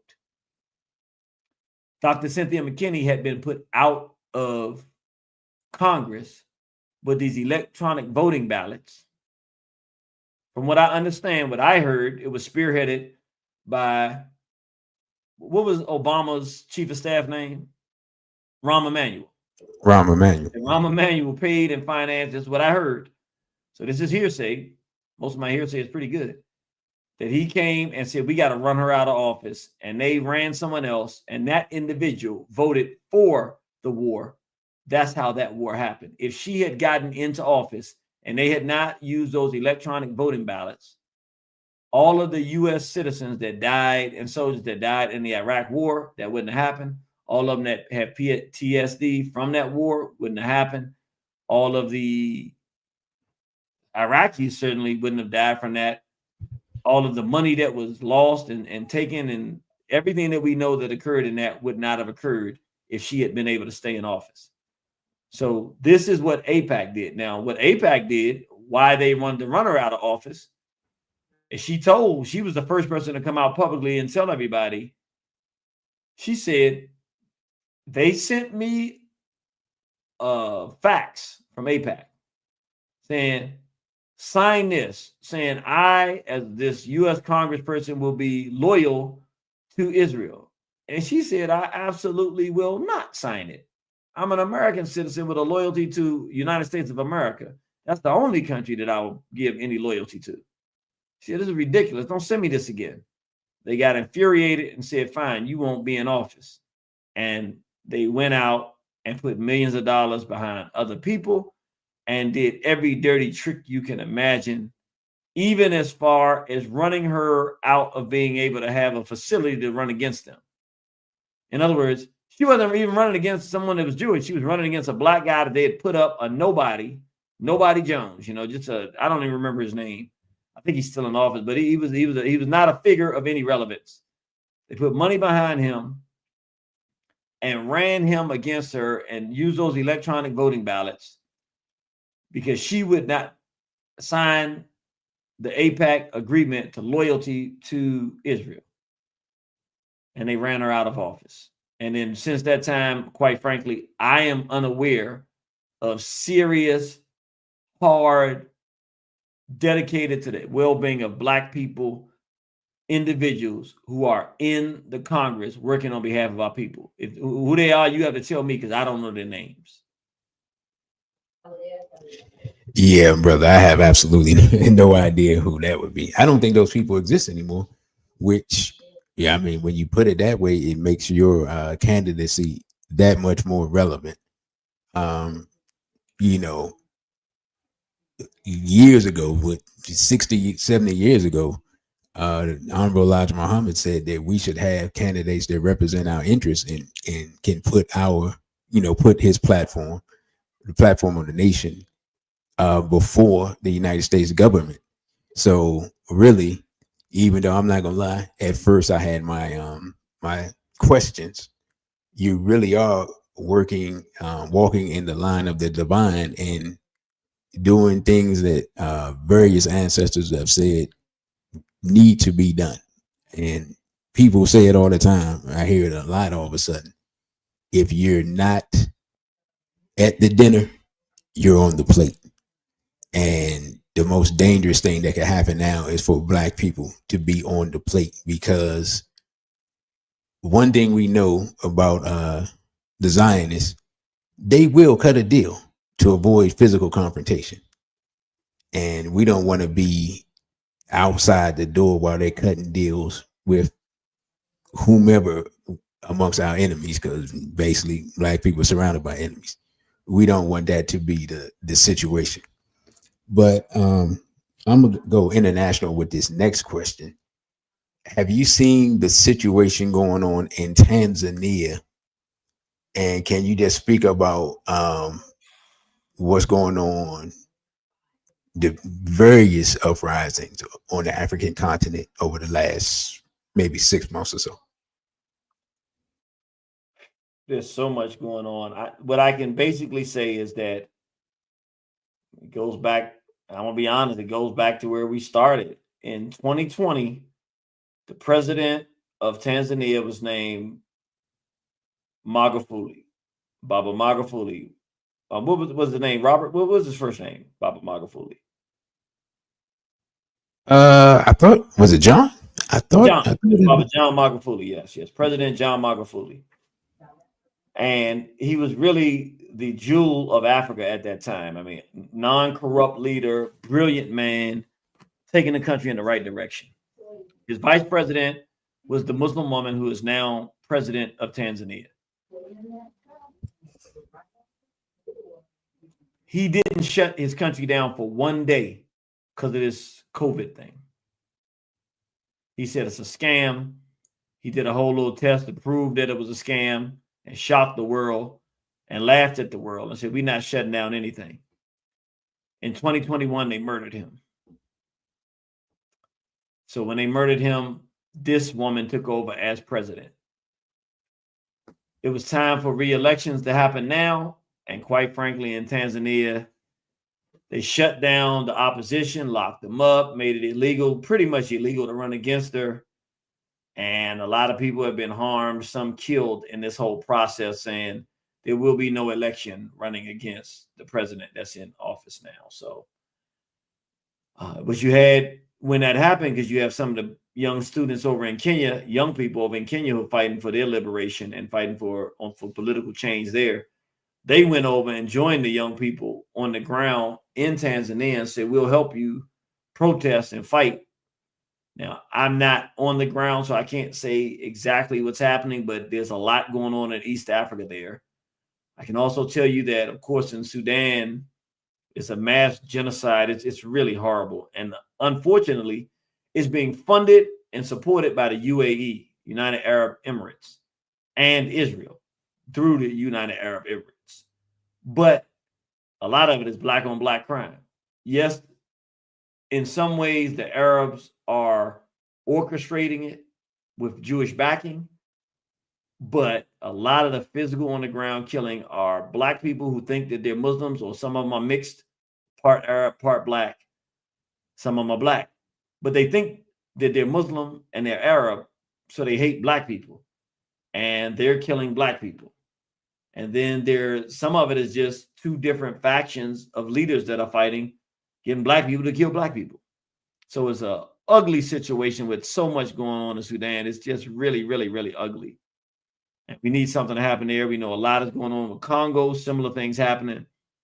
I don't know how many people know that the same group that we're talking about has gone into Cape Town. Cape Town is like little Israel now.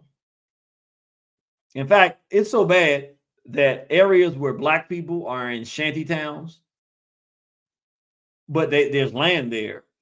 You have Jewish individuals in South Africa selling land and property to Jews for land that black people live on now in shanty towns, which means obviously they plan on moving those black people off. But those people are still there, and they're selling the land. So we can expect a similar extermination unless we do something about it, like what we see in Palestine. That's what it is. I mean, that's what we see. It's happening now. There's another country named Lesotho that's inside of South Africa, inside its own independent country. It has a king. They just arrested a man who was being funded by Israel and the U.S. to overthrow the nation of Lesotho, and they're trying him now. So they're trying to take over South Africa. It's not even a secret anymore. Like, I talk to people in South Africa. It's not a secret. They're taking it over. They're not trying. They're literally seizing South Africa the way that they seized Gaza. I don't know what else to say. I mean, it's the truth. Madagascar. Now, the brothers asked the question, what do you think about the new prime minister of Madagascar getting on board with the AES? My question is, did he jump in with the AES, or are you asking me, should he get in with the AES? What's your question? Yeah, Brother Crow, he's gonna answer your question, and then we'll let me do something before he answers my question. I'm gonna go to Kelly Anderson. They say, this is my kind of a campaign. I like what you're saying. I like what I'm hearing. Let me tell you, the way I can really know that you like the campaign, do me a favor. Ayo Kimathi 41.com. Again, Ayo Kimathi 41.com. Please go and support. For the brothers and sisters out there too who say, you know what?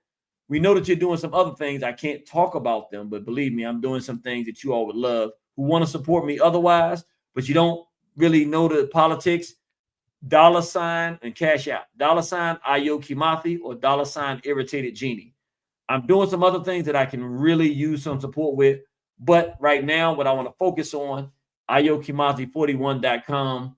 I like that. He said, this is my kind of campaign. Yes, sir. We're going to bring it to him.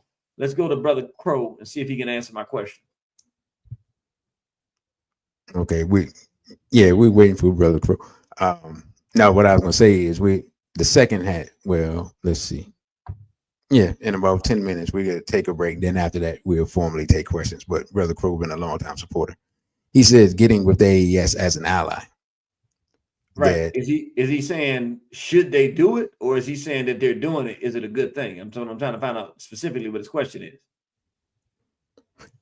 yeah, I'm not. I haven't seen. I'm not gonna lie. I haven't paid attention, but I have not seen them say that.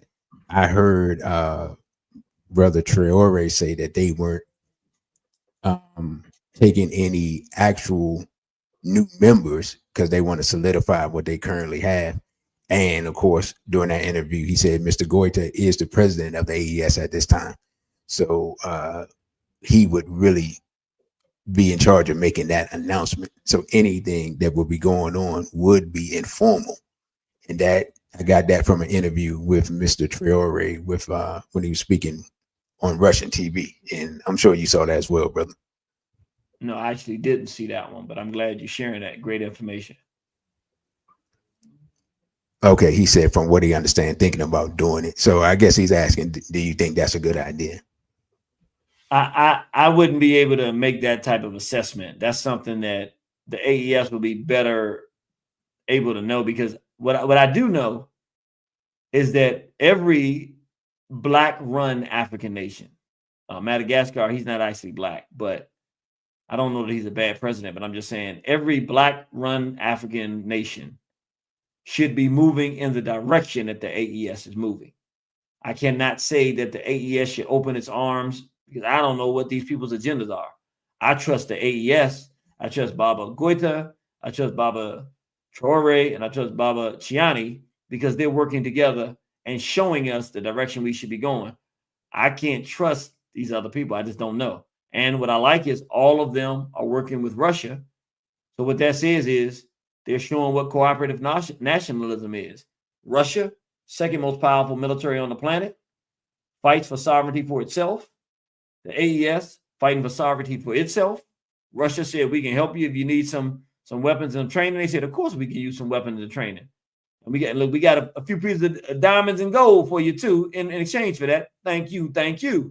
And that's how it's supposed to be. We're supposed to work together, nations on the planet that want to be sovereign and want to protect their sovereignty and don't want to get pulled into this new world order, this Jewish world order. If you don't want to get pulled and snapped and dragged into that, you got to fight. And you got to align with people who are like-minded. Doesn't mean that y'all love each other. You don't have to interbreed and all of that stuff. We love the Russians. They love, we love the Russians being in Russia. The Russians love us being in the AES. We might come to visit to get things done, and then we go home. Everybody stay in your corner. We can visit. But your home is your home. Our home is our home, and let's do it. Yeah, absolutely, brother. And let me emphasize that because I think our people don't really understand how this works. Just because you make an alliance, number one, it does not have to be permanent. Number two, it does not mean that you interbreed or, you go to their house to have salmon and they come to your house to have fufu. No, you don't have to do all that. You know what I'm saying? You can just conduct business, which is something Black people have had a very difficult time understanding. Business that's mutually beneficial, especially when survival is at stake, and then go back and do what you need to do. But speaking of sovereignty, real quick, brother, I wanted to get right before we take this break, I wanted to get your assessment of the situation in Venezuela. I showed the people on Instagram a speech from Mr. Maduro where he just came out and said that Netanyahu and those people in Israel aren't the real Jews. And that's who he's under attack from. And he was real candid, and I was just like, oh, and they don't play this speech every day. So just give me your assessment. And the opposition in Venezuela is very pro-Israel, like incredibly so. But just give me your assessment of why Mr. Trump is just full on basically threatening open war. And have you seen that Mr. Putin has sent some military planes? We don't know what's in the planes, but just give us your assessment of that situation. Okay. And I'm not being a smart aleck when I say this, but I want to be very, because it's going to be the same thing. And this will be the first place you'll hear it like this. And like always, brother, you know how it works. you'll be in the next 6 months to a year. This is what you'll hear over and over everywhere. What's happening in Venezuela is the same thing that's happening in America, the same thing that's happening in Lesotho, the same thing that's happening in Cape Town, the same thing that's happening in Gaza, the same thing that's happening in Russia, the same thing that's happening in Ukraine. For people that don't know, there's an area in Ukraine right now, like right now as we speak, that's flooded with Jews, where Ukrainians are like run off the street, and like it's only for Jews. Like they're just taking Ukraine. They're getting the Russians to exterminate the Ukrainians by forcing the Ukrainians in to take weapons untrained to go up against the Russian military. The Russians have to defend themselves, and they call it the meat grinder. The Russians are like, we don't want, the Russian soldiers want this to stop. Like, we don't want to keep killing our own people. Because they know that those white folks are just really Russians with a different name, but they don't have a choice because the Jews are slapping M16s or AR-15s in their hand and rushing them off to fight the Russians that they can't defeat and getting them killed so that they can go take the land now. They don't have any Ukrainians left. So anyway, what's happening in Venezuela and why is Trump doing it? Because the Jews told him to. The Jews said, look, any place where there is a semblance of sovereignty, meaning the people in that place are from that place and want to rule their resources and control the living conditions of their people, you're under full-scale, all-out warfare. It's no two ways about it. In the AES, 75 to 85% of their budget is spent on security because 24 hours a day, 7 days a week, they're facing constant threats for the attempted overthrow to destroy this budding African sovereignty. Everywhere, Russia, they're on a 24 hours a day, 7 days a week assault because they are trying to defend their Russian sovereignty. Venezuela is one of the few places in the Western Hemisphere off of our good friend to our race. And the reason I say friend is because Hugo Chavez, people don't know that when New Orleans happened, when they blew up those levees, the Bush Brown massacre, they call Hurricane Katrina, and drowned our people. Because of what was happening, this man, while I would say is a friend to African people, he was a good guy. Hugo Chavez gave cheap oil and cheap resources to black people based on what had happened in America.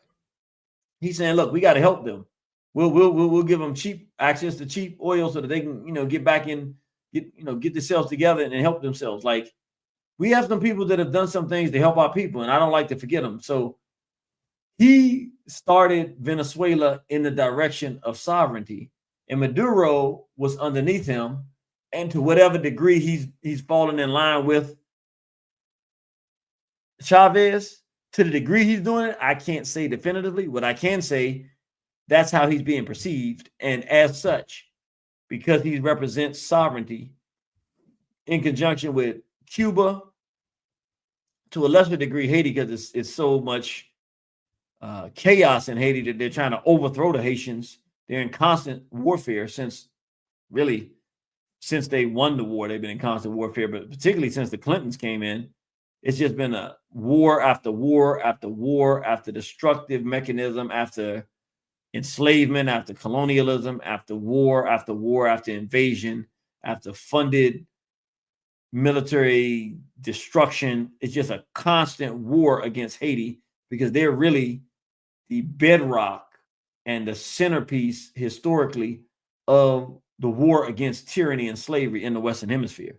Haiti is the one that did it. Haiti is the one that ended slavery. If anybody tells you anything different, they're giving you the wrong information. At any rate, that's pretty much what's happening. The Jews have told Trump, destroy them. Just like he told them, destroy Russia. Just like they told him, destroy Iran. They're telling Trump what to do, obviously, for whatever reason. He's listening. I don't know if that's because they have him with some stuff on the Epstein list, or they're threatening his life, or his financial contributions, or if he wants to be Messiah ben Yosef. Whatever the reason is, only President Trump can tell you what the reason is. Whatever the Jews are telling him to do, or maybe because they tried to kill him. But whatever the reasons he's doing it, he's doing whatever the Jews are telling him to do. That's just the bottom line. At this point, I won't even look at it like, why is Trump doing it? I think that it's unhealthy for black people who have sight and vision to say, why is Trump doing it? That makes no sense anymore. What is the Jews' position? From now on, if you're asking what's happening internationally from the perspective of Western Israel, that we used to call the United States of America, you say, what is the Jews' move here? Like, that should be the question. What is the Jews' move in Venezuela? Oh, well, this is why the Jews want to do that. What is the Jews' move in Haiti? Oh, what is the Jews' move in South Africa and Lesotho? Oh, what is the Jews' move in Kenya? We're getting the Kenyans to come over and fight the Haiti. It was Blinken that went there and organized that. We saw that. It's Jews. Let's stop playing the game and tap dance. It's not Trump. He's doing whatever the Jews tell him to do. What do the Jews move? And that's how we say, what is Western Israel up to? That's what's happening. Yeah, brother. I've been trying to tell the people, and I'm probably going to end up clipping this and putting it out on Instagram so that people can see it. When I hear people, it doesn't matter, black people, white people. Actually, I'm more embarrassed for white people when I hear them still talking about left and right and this and that. There is no left and right, other than the left side of what Israel wants you to do and the right side of what Israel wants you to do. What I realized is that no matter who won, the only thing that was going to change is what part of the Israeli agenda was going to be enacted. Was it going to be the homophilia, the pedophilia, the feminism and all that stuff if Kamala had been elected, or was it going to be what we see now? But either way, when people talk about two wings on the same bird, the part that they don't tell you is that the bird is Israeli. So what we're going to do now, we're going to take a break and give a brother a chance to relax, get some water, things like that. After we play these messages, we're going to take questions. Like I said, the questions that are put into the super chat or via Cashapp, those will be taken first, and the other questions will be taken second. So with that, brothers and sisters, we have these messages from our sponsor, and we shall be back. Straight Black Pride family. This is Asha Sekhmet, and I am so grateful to be seeing my brother Ayo Kimathi running for the state senator position for the 41st district. This is exciting news because my personal testimonial is that Irritated Genie, he has sparked my level of consciousness, awareness, and getting connected to the deeper parts of my roots, my ancestry, and my culture. I would not be where I am today if it was not for the work that Brother Ayo Kimathi has done for our community. We always talk about protect Black women and children. Well, here's our opportunity. Donate for the brother. Also share and connect with other people to share why it's so important that we have strong Black men as representative in our leadership who have done the work, who have been doing this work and continue to dedicate their life to helping us and protecting us. Let people know, advocate for Brother Ayo Kimathi. I am endlessly grateful for the work that he has done and the service that he has put into our community. Now, I also want to mention that, of course, we align in the Mahi community with the values and principles of the Straight Black Pride movement. We represent a community that goes to divine feminine and divine masculine harmonization. We talk about ancient indigenous practices going back to our original culture. That includes family practices like polygamy, sharing with our sisters, our husband, and making sure that our children are taken care of. Also, Tantra. These are indigenous sacred intimacy practices between man and woman. We're going back to our original culture. If you want to learn more about the Mahi community life system, then you can connect with me on ashasekmet.com. You can learn more about this ancient wisdom and sacred energy practices at our upcoming event, New Earth Consciousness, that is going to be Wednesdays, November the 12th, 19th, and 26th at 8 p.m. Eastern Standard Time. You can RSVP on my website. That is, I am Asha Sekhmet on all social media platforms. And we have a live Q&A this Wednesday at 8:30 Eastern Standard Time. You can come and ask questions so that you can begin your initiations and learning back to connect on a soul level who you were really meant to be. And special shout out to my brother, DC. I absolutely love and commend you for all the work and the service that you do for our community. All right, good morning, everyone. My name is Elijah Lewis. I'm coming from you at the Springfield Town Center in Springfield, Virginia for the Fall Expo. But I want to take a minute to tell you about my book, Your Jewels Are in Your Journey, Life Lessons to Reach Your Optimal Self. This book is about giving us the tools we need to be our optimal self as we go about our journey. I tell everybody is that we're all on a journey, so on that journey we learn that life lessons are jewels, the people that we connect with to be better and inspire us along the way are jewels, and above all you find out that you yourself are a jewel. Because if you don't know who you are, it's hard to know where you're going. So if you're interested in learning more about me and my book or my motivational speaking, I speak on topics such as freedom from life's addictions, the reality of your vision, and many other topics. So if you want more information, go to my website, www.elijahlewis.org. You can get your copies, book me for motivational speaking, and above all, see where the journey takes you.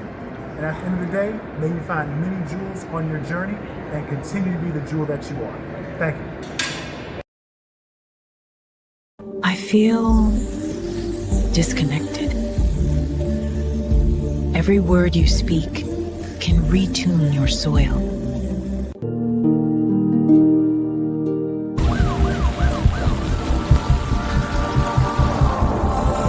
When you remap your soil, you remap your world.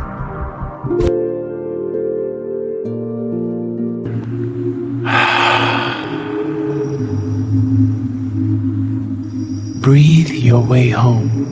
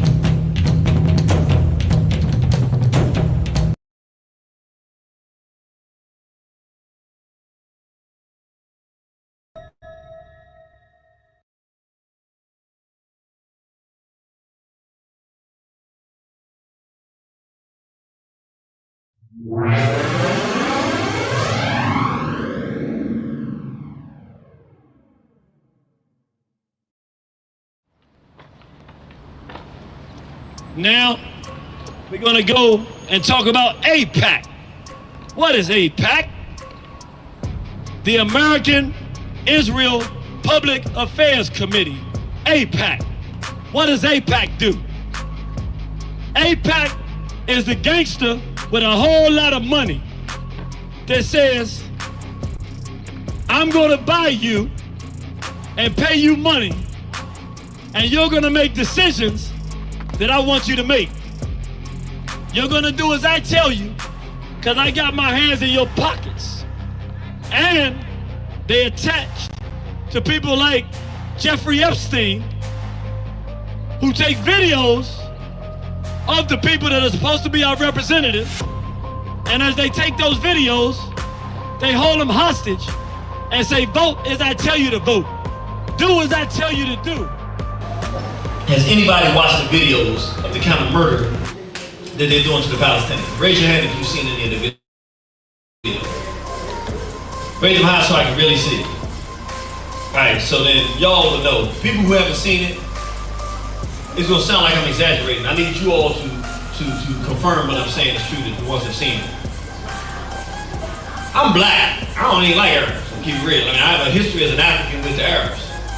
I ain't gonna lie, man. Arab or no Arab, man, what they doing, it's men walking around. I ain't never seen nothing like that, to be real. They're holding their child, full body, and the body is jet black, burnt, and it doesn't have a head. And he's like screaming and crying for his child. Who's seen the stuff that I'm talking about? So many things. They have children walking around with their face, half this part of their face is just hanging like to here. It's like, I can't describe it. It's like, the face is off. And it's like one half of their face is there and the other half of their face not there. And the child is sitting there trying to, they can't scream because they don't have, you see burnt children. Like, they go in and burn them. And you go and they're showing the people it's just nothing but, you can tell us, you almost think it was like an animal, but you can see the features of a child. Right. The kind of genocide, like they're playing games where they tell them, come here for food. And when they come there for food, they start picking them off and shoot them and kill them. Right. But they're filming it. So if you get on the channels to see the stuff, it's so horrific. I'm trying to think. It will remind you, we've seen the lynchings of our ancestors, right? Without sanctuary. Imagine taking without sanctuary and actually seeing it while it's happening, while they're lynching somebody. But not just the one person in the picture, the whole book at the same time on the same day. We looked in the past, 1972. I was born in 1973. I'm almost 50 years old. I'll be 50 in December. A year before I got here, they must have known I was coming. They said, let's get this thing out here now before you get here. They did what's called the Gay Rights Platform of 1972. This is just official document, sharing information. If you read, go look it up online for yourself. They're making it difficult to find. I don't know if people have been noticing this, but things that you used to easily go and put it on the internet and find them, you can't find this stuff no more. I mean, there's a bunch of stuff you can't find. But I'm gonna bring your attention to just one. It's a bunch of stuff. All of it's aimed at children. Sex education for children, adoption, gay adoption of children.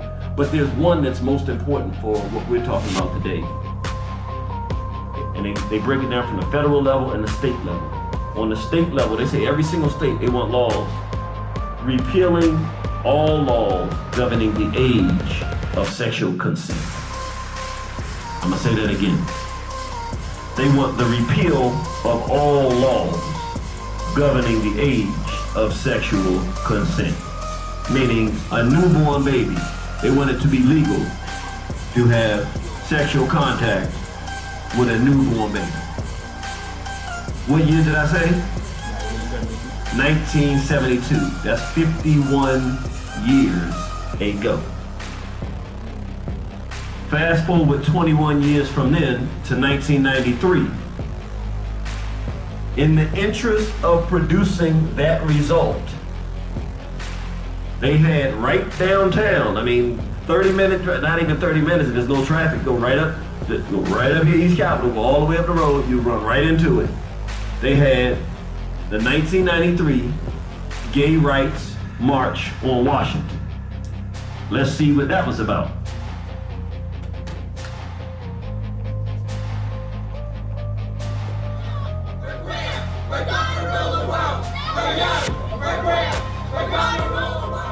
Check one. Alright. Did y'all hear what they just said? We're gonna need to play that again. He said, don't play it again. He said, no, thank you. Alright, I want to do this again. They said, we're young, we're queer. We're gonna do what? We're going to rule the world. Now remember, 21 years before that, what did they say that they wanted for children? Repeal all laws governing the age of sexual consent. They want to have sex with children and make it totally legalized. 21 years after they said that, they said, we're young, we're queer, we're going to rule the world. That was in 93. This is 30 years after that. So they've had 30 years to say we're queer, we're going to rule the world, which at that point they said We haven't gotten to the point where we rule the world, because if they did, they wouldn't be saying that. They would say, we're young, we're queer, and we rule the world. They didn't say that. We're young, we're queer, we're going to rule the world and have it our way. Something that's not talked about enough.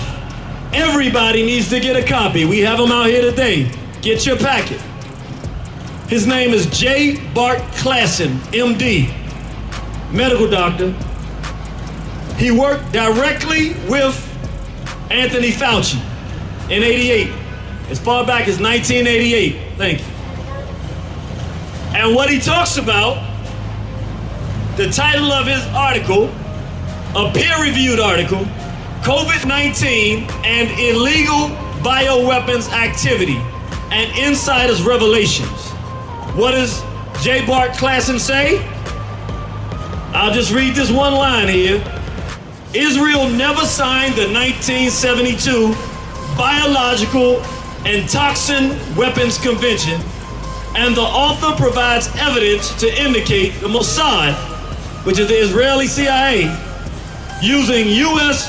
human and material assets in running a large genocidal bioweapons attack on the world.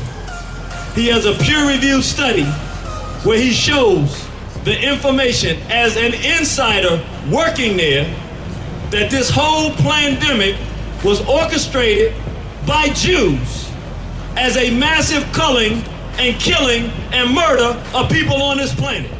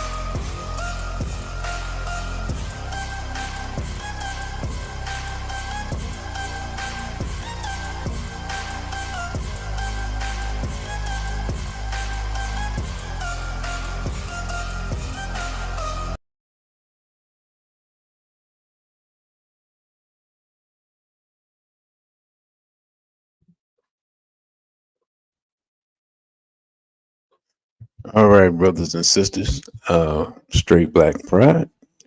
Again, I am your host, DC Radical One. You can follow me and welcome back to the center.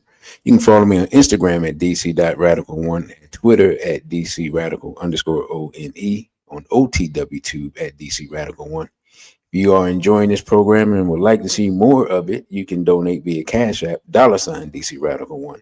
You can also donate via Zelle at dc.radical_one at protonmail.com, which is also the email if you would like to contact me.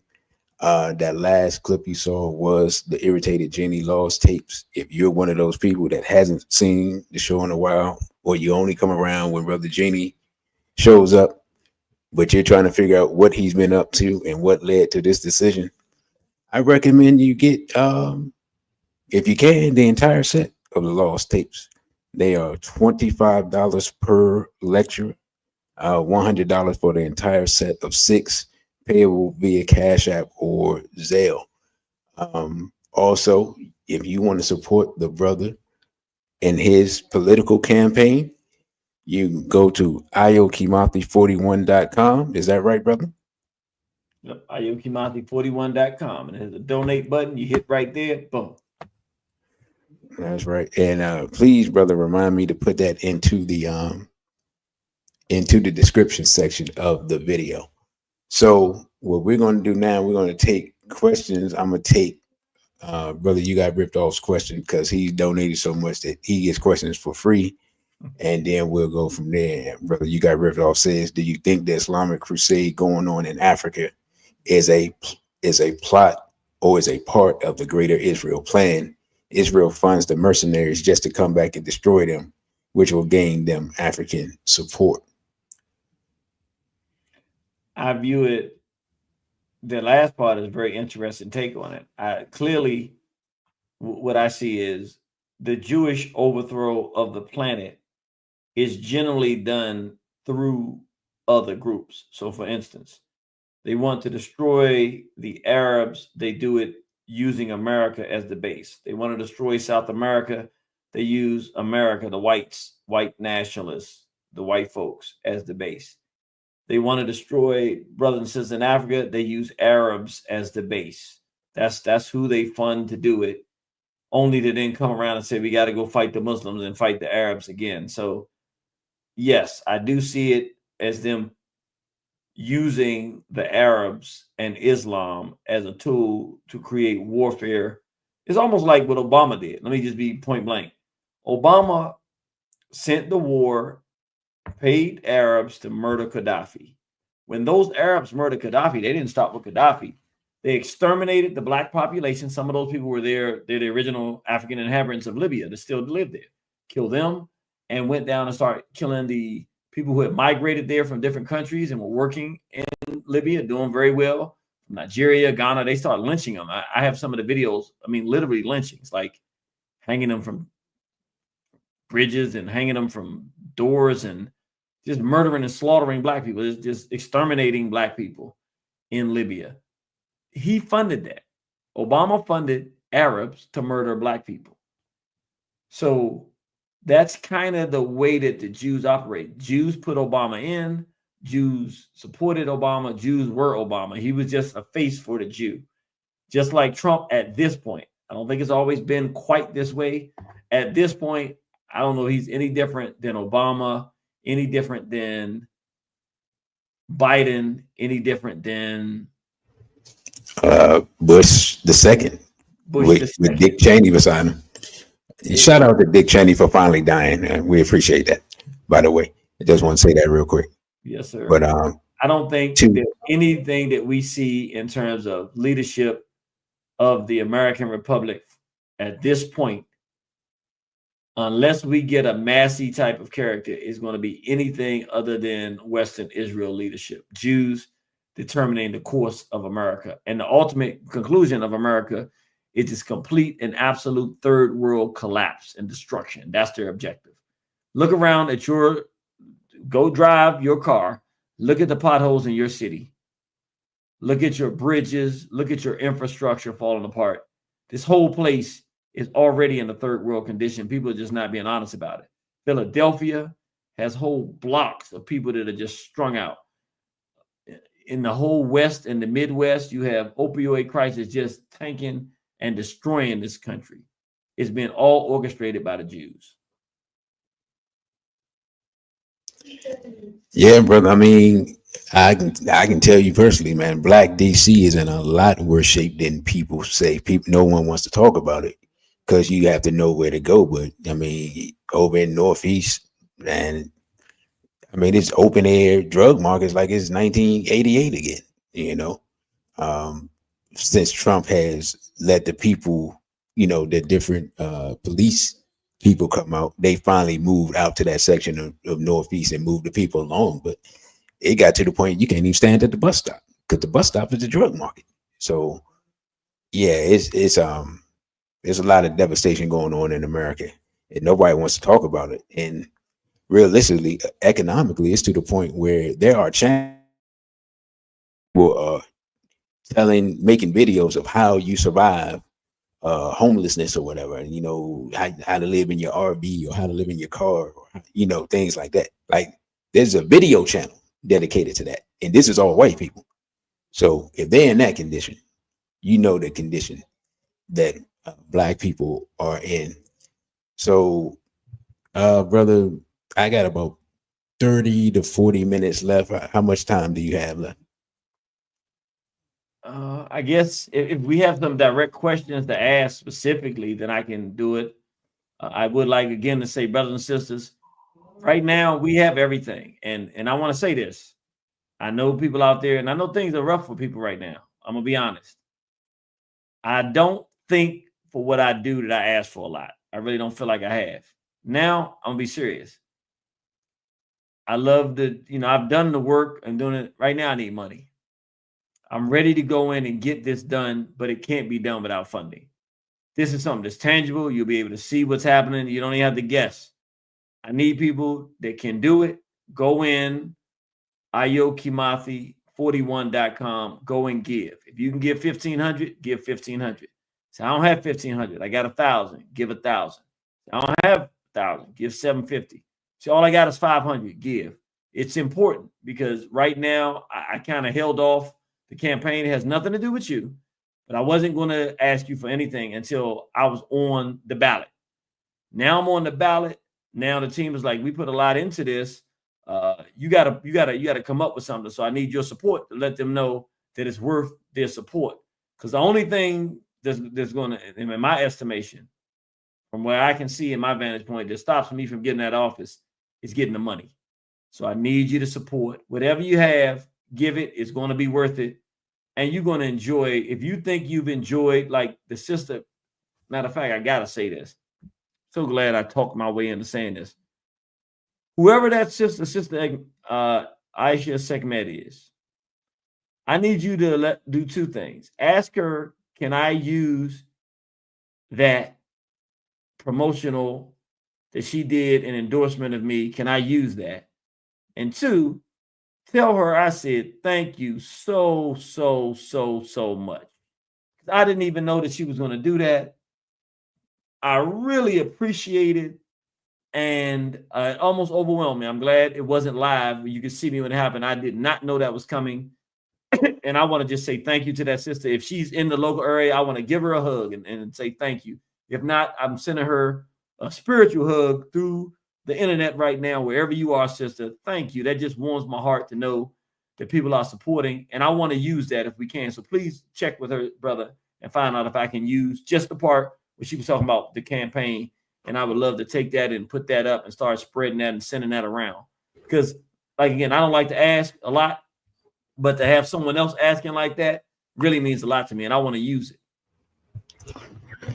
Yeah, she was definitely here earlier, but she has her own organization, so maybe she had to do something with that. So yeah, we're gonna take questions now. Oh no, what? There she is. The sister said, she said absolutely straight Black Friday. So thank you, Sister Asha. That really warmed my heart. I want you to know that really warmed my heart. Thank you. And I will just remind me, brother. I will send that to you ASAP because that was I wasn't. She asked me could she do it, but I wasn't sure what it would look like. But as we see, that was definitely needed, and I didn't know it was gonna come in that form. I think Brother Crow had a question. Brother Crow said, what is your view of this current federal government shutdown? Well, I'm glad you asked that question. I haven't even talked to anybody. I haven't even on outside of anything. I haven't talked to anybody about it. The interesting thing is that I worked in the federal government. So I've gone through these things. I don't ever remember it actually being a shutdown where they didn't pay people at all and people just suffered the way that they're doing things now. What I would say is, do these happen? Are these new? They are not new. They happen frequently. Every year they fight, many years they fight to try to get the budget cut. What is different is that, in my estimation, this is Jews now tightening the noose and saying we're going to really start making people suffer on the way to the full collapse of the economy in this country. It could happen this year. We might be in the midst of it. I don't know because I'm not there with them, but that's what I see. I see they're not just doing the yearly fight over the budget. They're actually planning, whether this year or next year, for the full economic collapse of this country. At the same time, they're planning to send this country into wars to basically the full collapse of the American Republic, with the interest in getting the U.S. to use its military power to go and destroy Russia and Iran and get up in a fight with China. So the destruction of the U.S., this country that we're living in, is happening right before our eyes. That's what I would say about this shutdown. Let me add to that, brother, that they basically, and again, same people control a lot of the magazines and things like that. They're basically, in the news sources, predicting a recession next year. People are talking about basically we have a two-tiered economy where those who are invested in AI are making money, but they're also talking about the AI bubble. So that means at some point they're going to pull the string on that. That's going to collapse, and a lot of people are going to lose their pensions and things like that. Those who are invested in the lower end of the stock market. And also we've seen Amazon talking about laying off a number of people. UPS, which is weird, is I've seen UPS say they're going to lay off people, and I just saw UPS advertising that they're going to hire people. So I don't know how that works. You fire a set of people to hire a set of people. And some other companies, like major companies, that are talking about laying off people, ironically enough, right in time for the holidays, which you almost never see. So to your point, it's happening quicker than I thought, but they definitely seem to be ready to pull the string and let the bottom out of the U.S. economy. So Sister Asher has a question, and she told me she was going to ask this question, so I'll put this up now. She says, what are your thoughts about Black people who are involved or have been involved with doing Black community work, their desire to leave the U.S. because of how bad the country is getting? We have a sister named Ayo Kimathi. And one thing about Sister Ayo Kimathi, I have to say, I've known her for years. It's only two other brothers that have more. They have a different type. They have a third eye. So, those guys are phenomenal. Brother Cushion and my barber, they have like a third eye that I've never seen before. But in terms of intuition and a kind of a feminine type of match to that kind of insight, she has an incredible type of sight. I mean, I've been around her for some years and I've witnessed it. And she moved to Tanzania. She said, this thing is going down. It's time for me to go. And she did it. I actually visited her there, and she's doing very well. I would say, I've never said this before, because of course my perspective is wherever you go, there's war. So if you're trying to run for safety, if you're an older person, yeah, I think it's a good thing to do. If you have some means and some resources, find you a good country that you think is going to be stable. Try to get some inroads, have something you can do to make some money, a business. I think it's a great thing to do if you got a little bit of money and change. If you don't have resources and you're Black and you want to try to go to get an escape and go somewhere, unless you know how to make a living and do a business, I don't know how much that'll help you, because the war is going to Africa. That's where the real war is headed. But this thing is going to be in full collapse. So I definitely say, if you can and you have a plan, it's good to go to Africa. If not, it's going to be time for Black people this thing is about to crumble and fall apart. And what we don't realize is this: when it falls apart, it's going to sound weird to you. I know it's going to sound weird, how racist and hostile this country is to Black people. But honestly, Maryland is 30% Black. We're not doing the right thing with our power here and our numbers, but we can. That's a region, an area I would suggest for people to consider. Really, from Maryland down to North Carolina. Maryland, Virginia, North Carolina is a region in the west. I mean, it's on the East Coast, all the way down really to Georgia. I would suggest for Black people, not telling you what to do. We got enough bad stuff here, so please don't bring no bad stuff with you, but bring your families, bring the best that you got, the best of yourself, bring yourself this direction. it's going to be time for you to come because this thing is going to collapse and fall apart. With Maryland, Virginia, North Carolina, South Carolina, Georgia, down to Florida, you have places you can grow food. You have some black people that have something. You have some black people. You got Washington, D.C., which is a bunch of fighters. We've been some fighters for a long time. You go down, most of our family came from North Carolina and South Carolina. That's where the fighters came from. So you got some Southern good qualities. At the same time, you got people that's ex-military.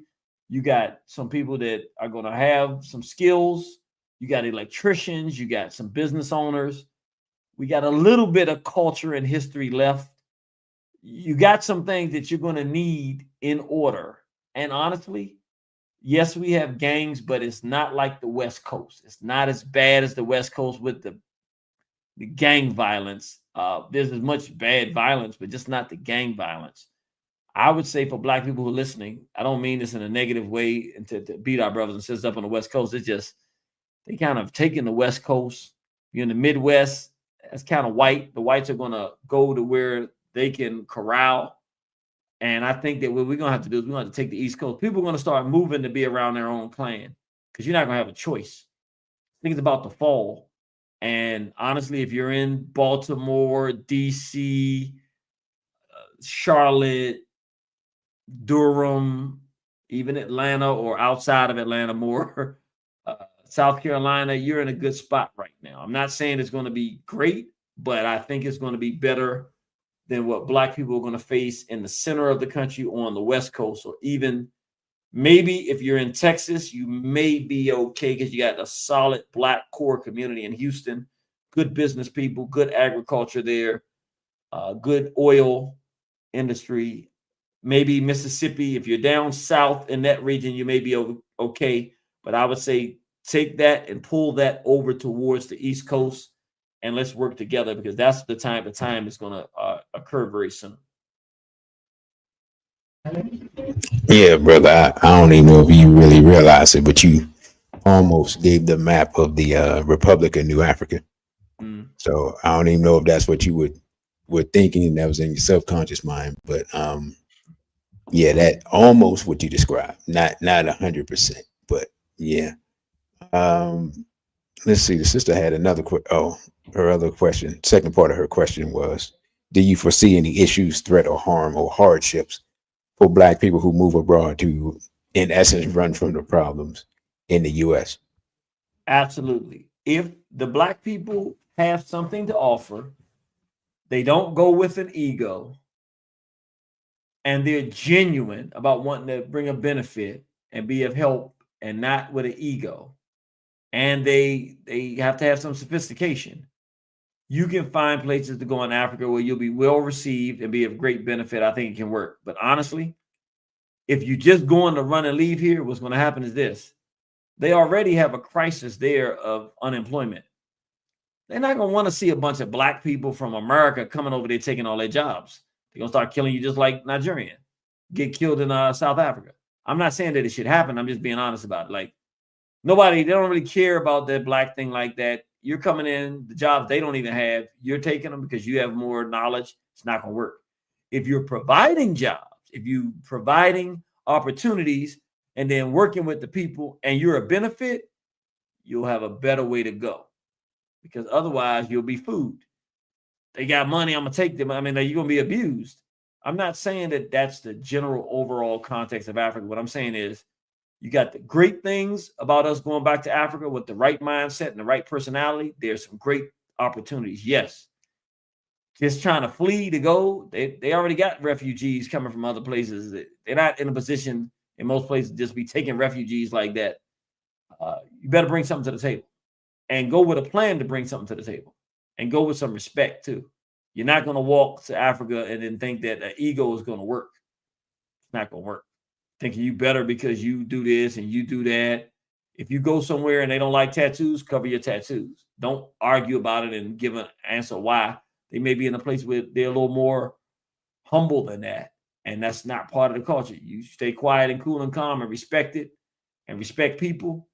generally speaking, black people are the same all over the world. You respect black folks, they'll respect you for the most part.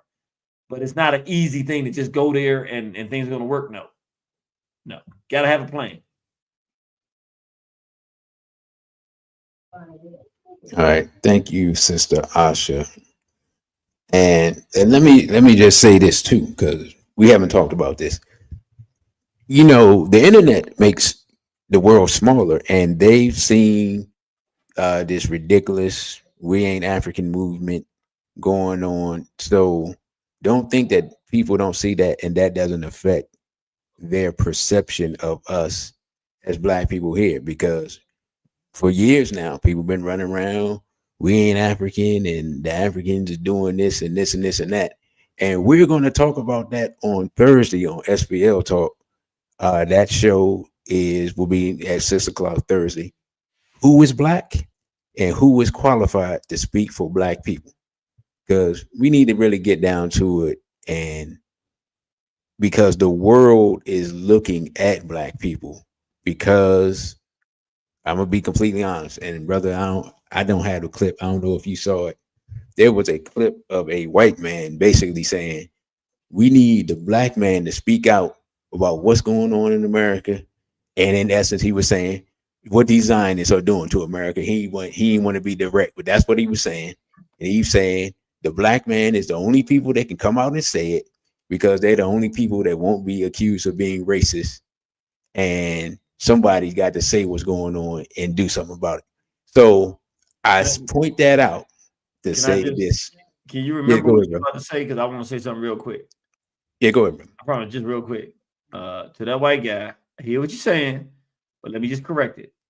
It's not that we the only ones that can do it because we won't be accused of being racist. Anybody can do it. Y'all just don't have the heart that we do. I'm not being disrespectful. I'm just keeping it real. We've been under 400 years of a pressure cooker. Only thing we know is fighting. Only way we've been able to survive and have anything is to fight. So what you're really saying is y'all on some sucker time, which I understand because these Jews are dangerous. But y'all gonna have to amp up. Go ahead, brother. Yeah, brother. Of course, brother Genie got me laughing. But yeah, they going out like some suckers. But I'm gonna just say this for black people: we are in the worst of times, but have a great opportunity. What did John Henry Clark? He said we're in a better position, but a worse condition. The reality of the situation is that a lot of people around the world, including people on the African continent, people in the Pacific Islands, people in South America, they would really like black people to advocate for them, black people in America, and to show them how to fight and to do a lot of things. But guess what? When they turn on the internet, we N-wording, we B and H'ing, we arguing with our women, the women arguing with our men, and the black people that they are looking for, most often they don't see. If we could stop doing that and just be regular black people, the esteem and respect that we would have would open up doors economically and politically for us to better our condition in ways that we can't even comprehend. But we're so blind, deaf, and dumb and mentally dead and so caught in inwardism that we can't accomplish anything. And so I just wanted to point that out. So like I said, we're going to talk about that on Thursday. Jump in here because you just said something I think is critical. I hope y'all were listening to what that brother just said. Why do you think I want a political position? No, I wasn't going to say that, but since he put it out there, think about what the brother's saying. For us to do what the sister asked, hey, should we be going to Africa? Well, would you look at our condition and want anybody from here in Africa? I go to Africa. So what the brother's saying is, yeah, who would want it? Yeah, I know that. So then what?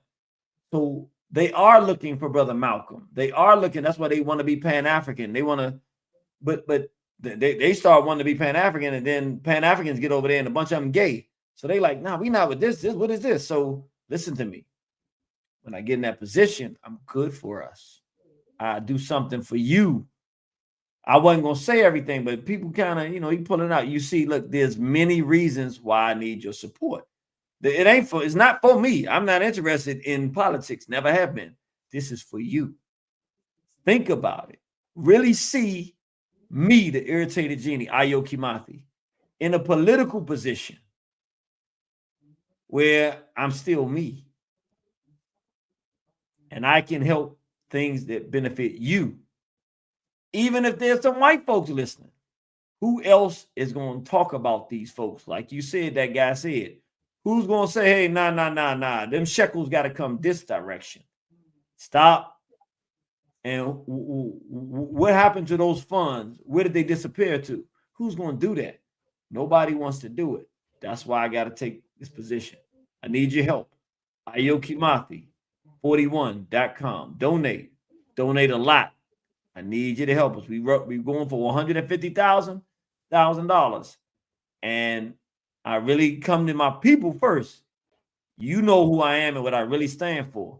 So I'm coming and asking you, help me out, and you won't be disappointed. And I'm telling you, out of everything that I've done, I got 2 things I'm doing now. This is just one of them. The big thing, oh my God, I can't even talk about that. But this one, I will not disappoint you, and it will help you tremendously, and it will help all of us as people. Help me get that position. Ayo Kimathi, 41.com. Absolutely, brother. Let's see. We got a question from Watch Me Now. They said, with so many people in the so-called, I guess they're supposed to say MAGA movement, but they end up spelling mega, speculating that the Charlie Kirk movement was done by the Israelis, will that spark a civil war between whites and the small hats? I'll let you answer that, brother. Okay, so it goes back to what that other guy said. It will only spark a war for white American Gentiles. That's what MAGA should be, Make America Gentile Again. That's what it really stands for. That will only happen if white males with actual courage and an audience, like Tucker Carlson, who I do not think has the courage to do it. He's doing what he'll do, but he's not going to do this. But I'm just saying, people who have an audience like that, like Nick Fuentes, I'm not saying he's going to do it, but I'm saying if white males that really have courage and are real men came out and said they murdered our Gentile brother, Charlie Kirk, we can't allow the Jews to keep killing all of our leaders. If they started a movement or started that with that energy and started saying that the Jews killed Charlie Kirk, they killed President Lincoln, they killed President Kennedy, killed Garfield, and they tried to kill Trump, we're not going to allow them to kill any more great Gentiles. If they start taking that position and identified like that, it could lead to something that could save the republic. I'm not saying I've seen that they have the courage to do it, but the energy is out there now. But they can't do it with Israel. It ain't no Jews. The Jews, whether they did it on behalf of Israel or not, we don't know if they were living in Israel or not. What we know is it was Jews, and they got to start talking like that and stop being afraid to say it. They got to start becoming men if the white men are going to survive. Otherwise, they're going to get. This is going to sound crazy.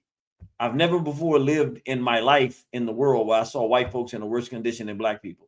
I didn't say we're not in a horrible condition or position, but white folks in a worse condition than us right now. These Jews got them. Whoo! They better wake up. Yeah, brother. And just let me say this. What do you think about the fact that, if we're being completely honest, the brother mentioned Ken O'Keefe, other than really Ken O'Keefe and Stu Peters, the strongest people I've seen talking have really been women. Candace Owens, Kim Iverson, they done broken Kim Iverson's house. So I guess she's like, well, they already broken my house, so I ain't got no more. I mean, she rarely takes a break. Like, if she takes a break from talking about Jews or Israel, it's just because something like breaking news happened. Anna Kasperson, she just goes off. I mean, she just goes off the deep end every time. No matter what show she's on. What do you think that is that, well, you can almost put Candace Owens as their women too, with their women just really just like they've had enough. Like, what do you think about that? What is sparking that that's making them be more outspoken than the men? This is going to sound bizarre, but it's an excellent question. It's going to sound bizarre. Don't let it sting, black women. I'm just keep it real, but the part of it is black men's fault, so you won't feel too bad. But the inclination of women when they feel serious threats is to cry out for their men to do something about the threats. And those tears, and if you've ever seen the male lion when he comes around and the pride has been attacked and the females are whimpering and crying and he gets infuriated, he's going to go seek and destroy. That's the only way he can feel like he is doing his job as a protector. Somebody broke through the line, well, he's going to go find them and kill them. They call that cry, that feminine cry calls masculinity to the fore. What is happening is that, in my vantage point, the white world is facing, I'm being honest, the Jews are bringing genocide to their doorstep. And, you know, their women are feeling it and can see it. And because they can feel, they can't articulate it like men. And they're not as brave as men to speak directly. But for the part that they can get and understand, the emotion comes out. They want to see their men do something and stop this from happening. So it's an emotion of a woman wanting to see her men, children, family, her whole progeny continue to exist. And so even though Candace Owens is physically black, but she's married to a white man, so you can take that as, you know, she belongs to the whites. Their women are at the point where I think even more than the men, they see the men weak and soft and they see the end and they're crying out so that the end doesn't happen. And they're losing fear because their emotion is overcoming is not overcoming. Their emotion is at a higher frequency than their fear. So yeah, there's fear going into it, but they can't even, the fear doesn't even stop them because they're more emotionally charged for survival. It's something that black women used to do. But, and I'm not beating up on our sisters, but our behavior, I'm going to go and start with our behavior. We got more fruitcake dudes running around and more B's and N's and B's, our language system, the sexual abuse. When you add it all up, we're not honestly the reflection of the type of men that women would want to start supporting. So that's why, again, it's important for me to get this position. Go ahead, brother. Sorry. Nah, brother. I just wanted, man, you just made me think about something today. I was actually I was coming over here to get ready for the show and I stopped in the store. And to your point of our condition, I'm in the store in what would be the hood or whatever. And there's a dude with a Louis Vuitton purse and some women's shoes on. Young dude, probably early 20s. And he talking with a sister and she just talking with him just like he's one of her girlfriends or whatever. And you know, nobody even batting an eye. And I'm just looking around like, oh, so we all just gonna act like this normal. It's like this is the state we're in with the young brothers that dudes is literally wearing women's shoes, like full on women's shoes, and just standing around like nothing is going on. So I mean, the condition that we're in, maybe that's why our women aren't calling out to us, because they like, hey, you need to do something. Then they look and see we wearing women's shoes. They like, never mind, he can't do nothing wearing them shoes because them shoes I wear, and I can't do nothing wearing them shoes. I'm gonna go back to I know I say it all the time. You cannot go, we about 35 years in, calling your women bees and hoes. Really 37 years, and expect to produce queens. It doesn't work that way. 37 years, these bees and hoes, okay, well, they tried to become what we said they were. They tried to comply with our request. We have to shake as black men and shake off that. And we got to do what the AES is doing. Stand up and show what manhood is. And then we demand of our women that they be women. And we demand of our women that they do what we see these white folks, these white females doing for their people. And we don't have to worry about it. This is the black woman.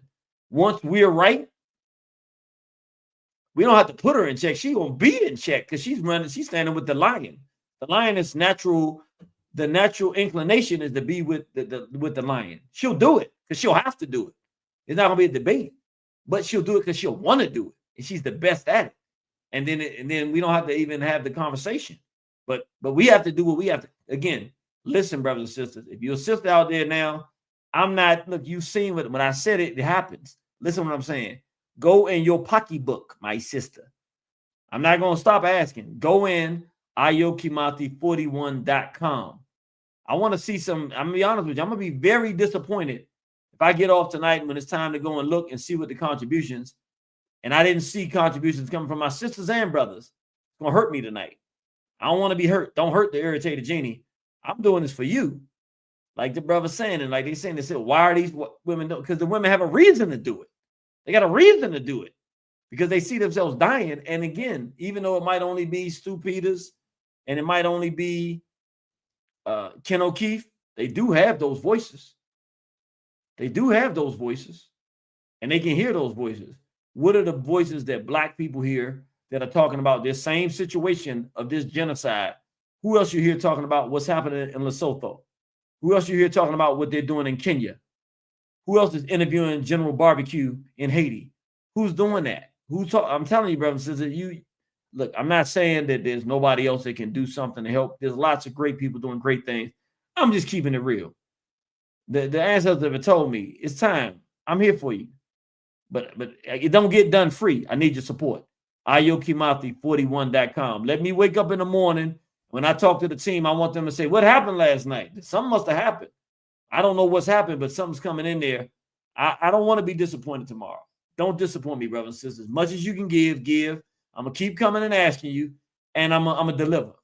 I'm confident in myself enough to tell you, I never talked like this before because I was never this confident, and there was never this kind of need. We in rough times, but it's okay. I'm ready for it. I got you. Help me out. I'm going to help you out. ayokimathi41.com. And let me say this. If you appreciate the brother being here, don't be afraid to hit the Cashapp $ DC Radical 1, because everybody's not going to bring this brother on and let him, you notice I just let him do his thing, you know? So if you appreciate the work, support the work. Let me say this. We got time for one more question. So before the Sister Najee, and let me say this. I forgot to say this. Tomorrow we will be back on, because this was a special episode of the Center. So we'll be back on our regular time, 6 p.m. on Wednesday.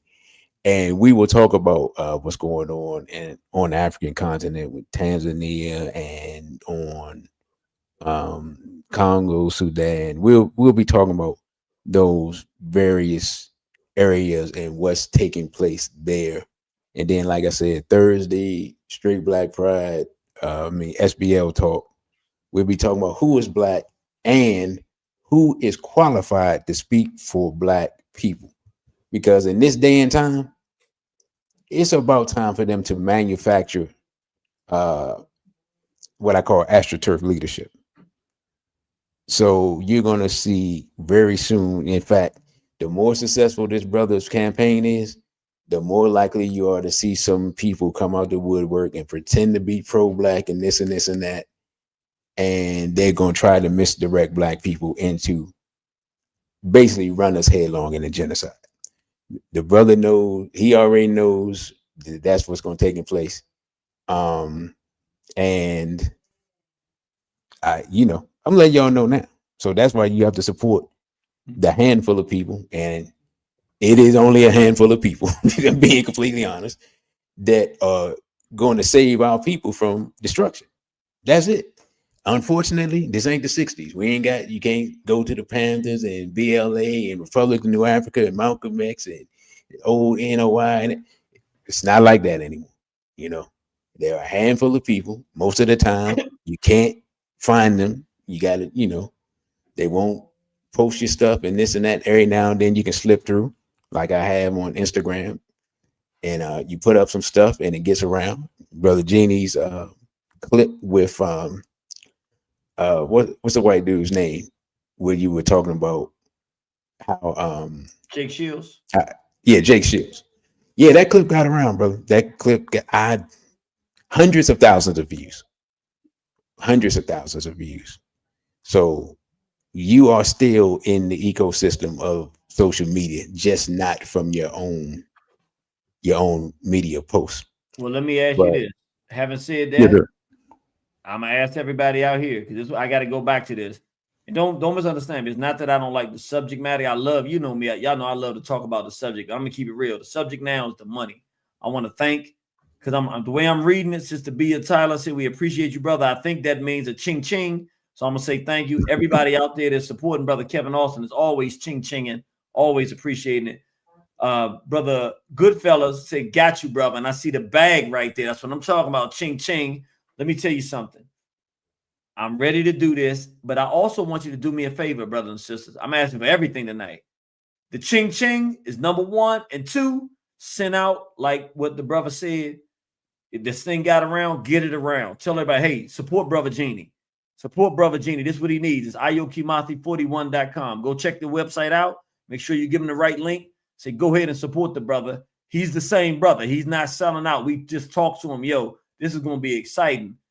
Do it for me because I hate to ask, but I'm going to be doing it. But if you help me, it'll be so much better because I feel better even with the sister endorsing tonight and everybody here. I really appreciate you all. It makes it easier for me to do the part I don't like. I'm a man. I don't like asking for stuff. I got to get it. So let's make it happen. I appreciate you. Love you. Ayo Kimathi 41.com. Let's get it.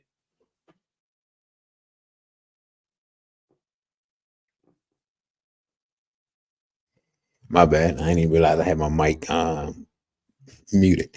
We got one last question from John Public. Do you want to take that question, brother? Is at the bottom? Yeah, I can take that because I don't have a problem.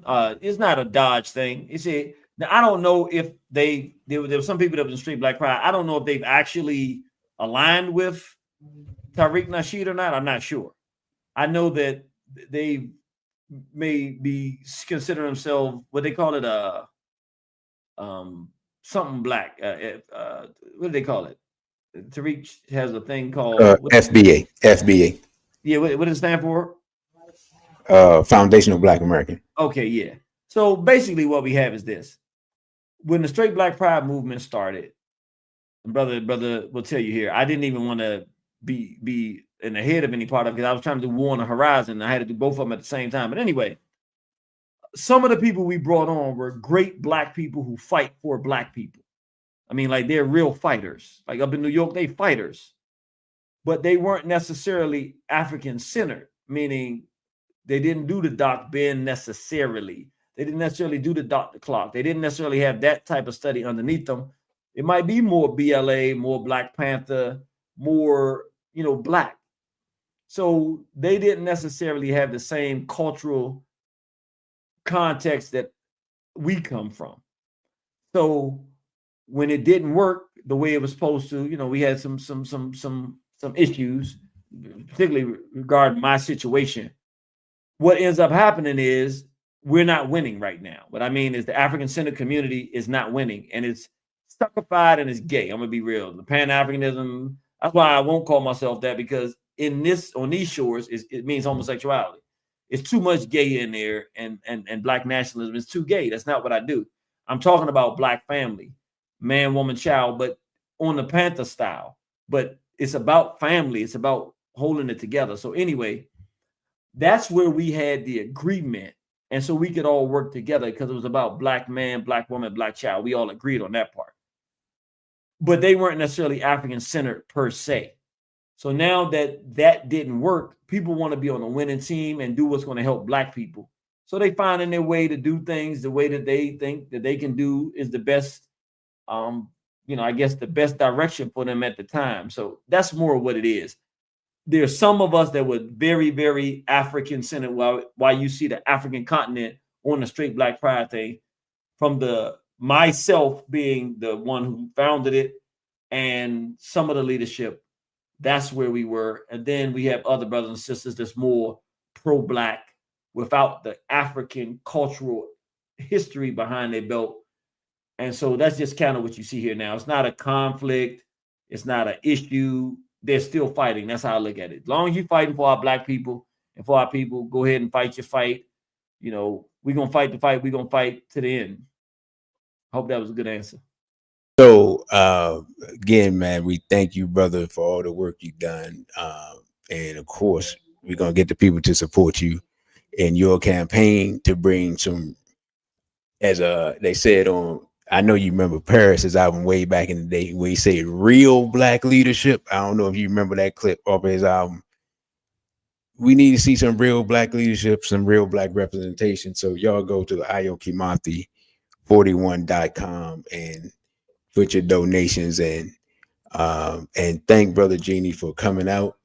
And we'll see if this thing is still up when we wake up in the morning. And if it is, share the link with your friends and family. And just let people know that there is a black man who is a man who is standing up and he is fighting to get in a position of power and authority where he can do more things to help black people and to help, being realistic, to help other people fight against basically and let's be realistic, man, the takeover and destruction of America. Because that's what's going on. Like, let's keep it 100. So y'all put some clapping emojis in the chat for brother Genie, and I'll leave you, let you say a quick word, and then we'll be out. So go ahead, brother. So I thank everybody for all you're doing. Again, I'm going to ask you to support because I need your support. It's Ayo Kimathi 41.com. Support brothers and sisters. You know who I've been. For most of the people out there that are listening, you've seen who I've been. I'm an open book. You've seen it. I'm not just talking about it. I've done it. I'm going to continue to do it. And with your support, we're going to win. This is going to be exciting. And I look forward to the next time we get a chance to come together and talk. Thank you, brother. Straight black. All right. All right. Well, with that, brothers and sisters, I'm your host, DC Radical One. This is the Center. We'll be back on tomorrow at 6 p.m. and also on Thursday for SBL Talk with myself and Sister Najee at 6 p.m. right here on YouTube. You can follow me on Instagram at dc.radical1, on Twitter at dcradical_ONE. You can donate via Cash App, $ DC Radical 1, or via Zelle at dc.radical_1 at protonmail.com. You can also email me there, and hopefully we'll see you in about 22 hours or so. With that, I say a BB48 and straight black pride. Thank you for watching this video. Don't forget to like, share, and subscribe. Also follow us on our other social media platforms. On Instagram, we're at dc.radical1. On Twitter, we're at dc_radical_ONE. And the Cash App is $ DC Radical 1. Again, thank you for subscribing. A BB48 and straight black pride.